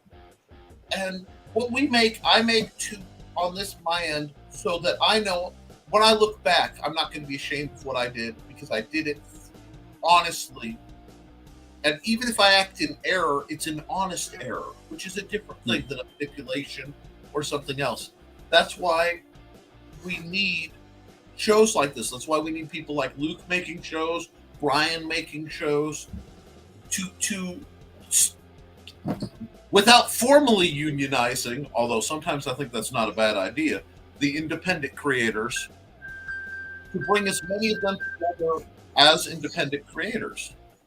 to Yep. do what we do and support it. So that's what we're here, and that's why I'm proud of us. I am proud to sit down, tired on Thursday morning. Yeah. But like Brian says, there's no one was doing a positive comic review show, so he created the Comic Book Spectrum tonight at 7 p.m. Eastern. Always promote. Always promote. And that's the thing. Always promote, Brian. Comic Book Spectrum is great. And you know what, by the way? Hashtag bring Cookie home. You know who's never been invited on the Comic Book Spectrum? Nick froze up. Okay. Sorry, my net cut out for just a second. Yeah. That's why you need to follow Brian at risingtide.pub. Uh-huh. Follow him on YouTube. I will be hosting. Froze up again. But I will say this. You know who has never been... Nick, you keep freezing up. You know who's never been invited on the Comic Book Spectrum? I don't know. You? Me. Well, I think what you need to do is send them all copies of Hybrids and have them review it. Oh, he says I'm on the list. Because, I agree. I agree. It's... Now, see, what I... Do it! What I'm doing for Brian is covering the morning slot that he can do things like Clever Title Pending and get people like Luke on the show where they need to be. And he has reviewed Hybrids. Oh, he and has if you reviewed want to Hybrids. find it, go check Yeah, Brian, we need to have you on someday. If you're available on a Thursday morning and want to hang out, I'll just send you the link. We kind of, though we kind of have a format, we kind of almost go by the seat of our pants sometimes on this. You're letting out a professional secret. No one's watching. But the industry guys are watching now. They're like, we got Brian and one other guy, and we got two people. I know we got a couple people that are still watching, waiting for waiting for a slip up. No, those are just the agents of the mouse trying to find IP to steal. I mean, what? No. Oh, unexpected spice. Just when you thought it was safe. Just dunking on the mouse, man. Golly. Improv. I've never done that before. Right. Well, with that being said, we've been at this for a long time. Yeah, 3 and some hours. I'm definitely getting my my Twitch streaming hours up there by this episode. Oh yeah. So again, this has been Nerd Bacon. I've been your host, Luke Stone. This has been Nick Tockard. You guys know where to find us by now. Yeah. We don't have to keep going over that stuff. You know what we're doing, what we're up to. Yeah, check out all of the things Nick's doing. Buy my books. Check out Nick's channel. Buy his books on Amazon. Go to the website Luke Stone Studios and buy that role playing game. Get that merch. Get that Nerd Bacon merch. Hashtag Von Demithers. Yeah. Oh, you know what it Broken is. Vacuum. Broken Vacuum 2024. The one. Yeah, there's a Broken Vacuum 2024 T-shirt up there.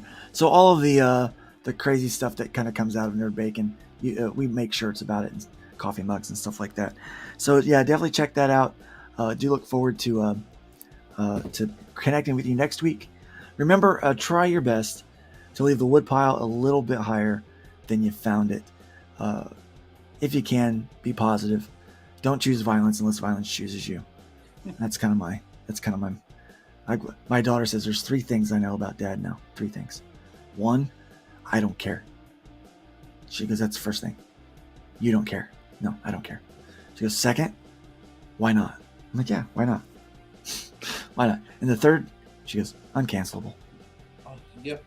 Uncancelable. And I think you said the same thing about me, which is funny because I'm like, everyone says this about me. Yeah. Yeah. I'm like, whatever. And Ron says like, share, and subscribe, and Yes. please do. We Yes, got into some really deep commentary, and honestly, I'm here for it. I enjoyed it. Yeah. Although next week, maybe we could talk the great 80s movies we've forgotten. Yeah, next week is going to be much lighter next week. Fluff. Because I'm Fluff going the to whole be very week. busy next week. So I want Yeah. next week. Yeah, next week is fluff. This week I did want to talk about that because I felt like, this is a solid conversation to have, I think. Oh, yeah. And we had a lot of great comments today. I appreciate everybody that jumped in and gave their input. As always, you guys are what makes the show. We could just talk to ourselves all day, but it's great to hear your input.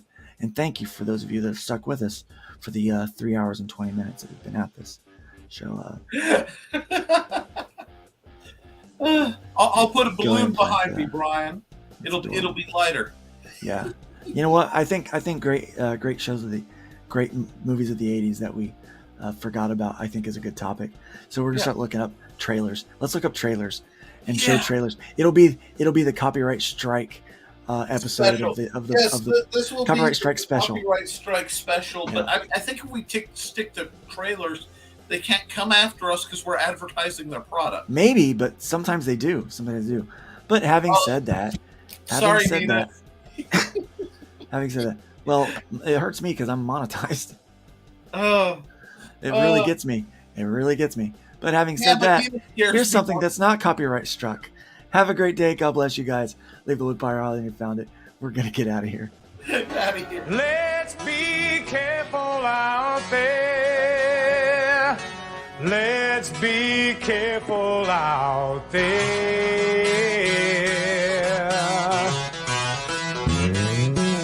We had a 187 at the 7-Eleven on the corner of 4th and Main. 2 Caucasians of the male persuasion put a bullet through the cashier's brain.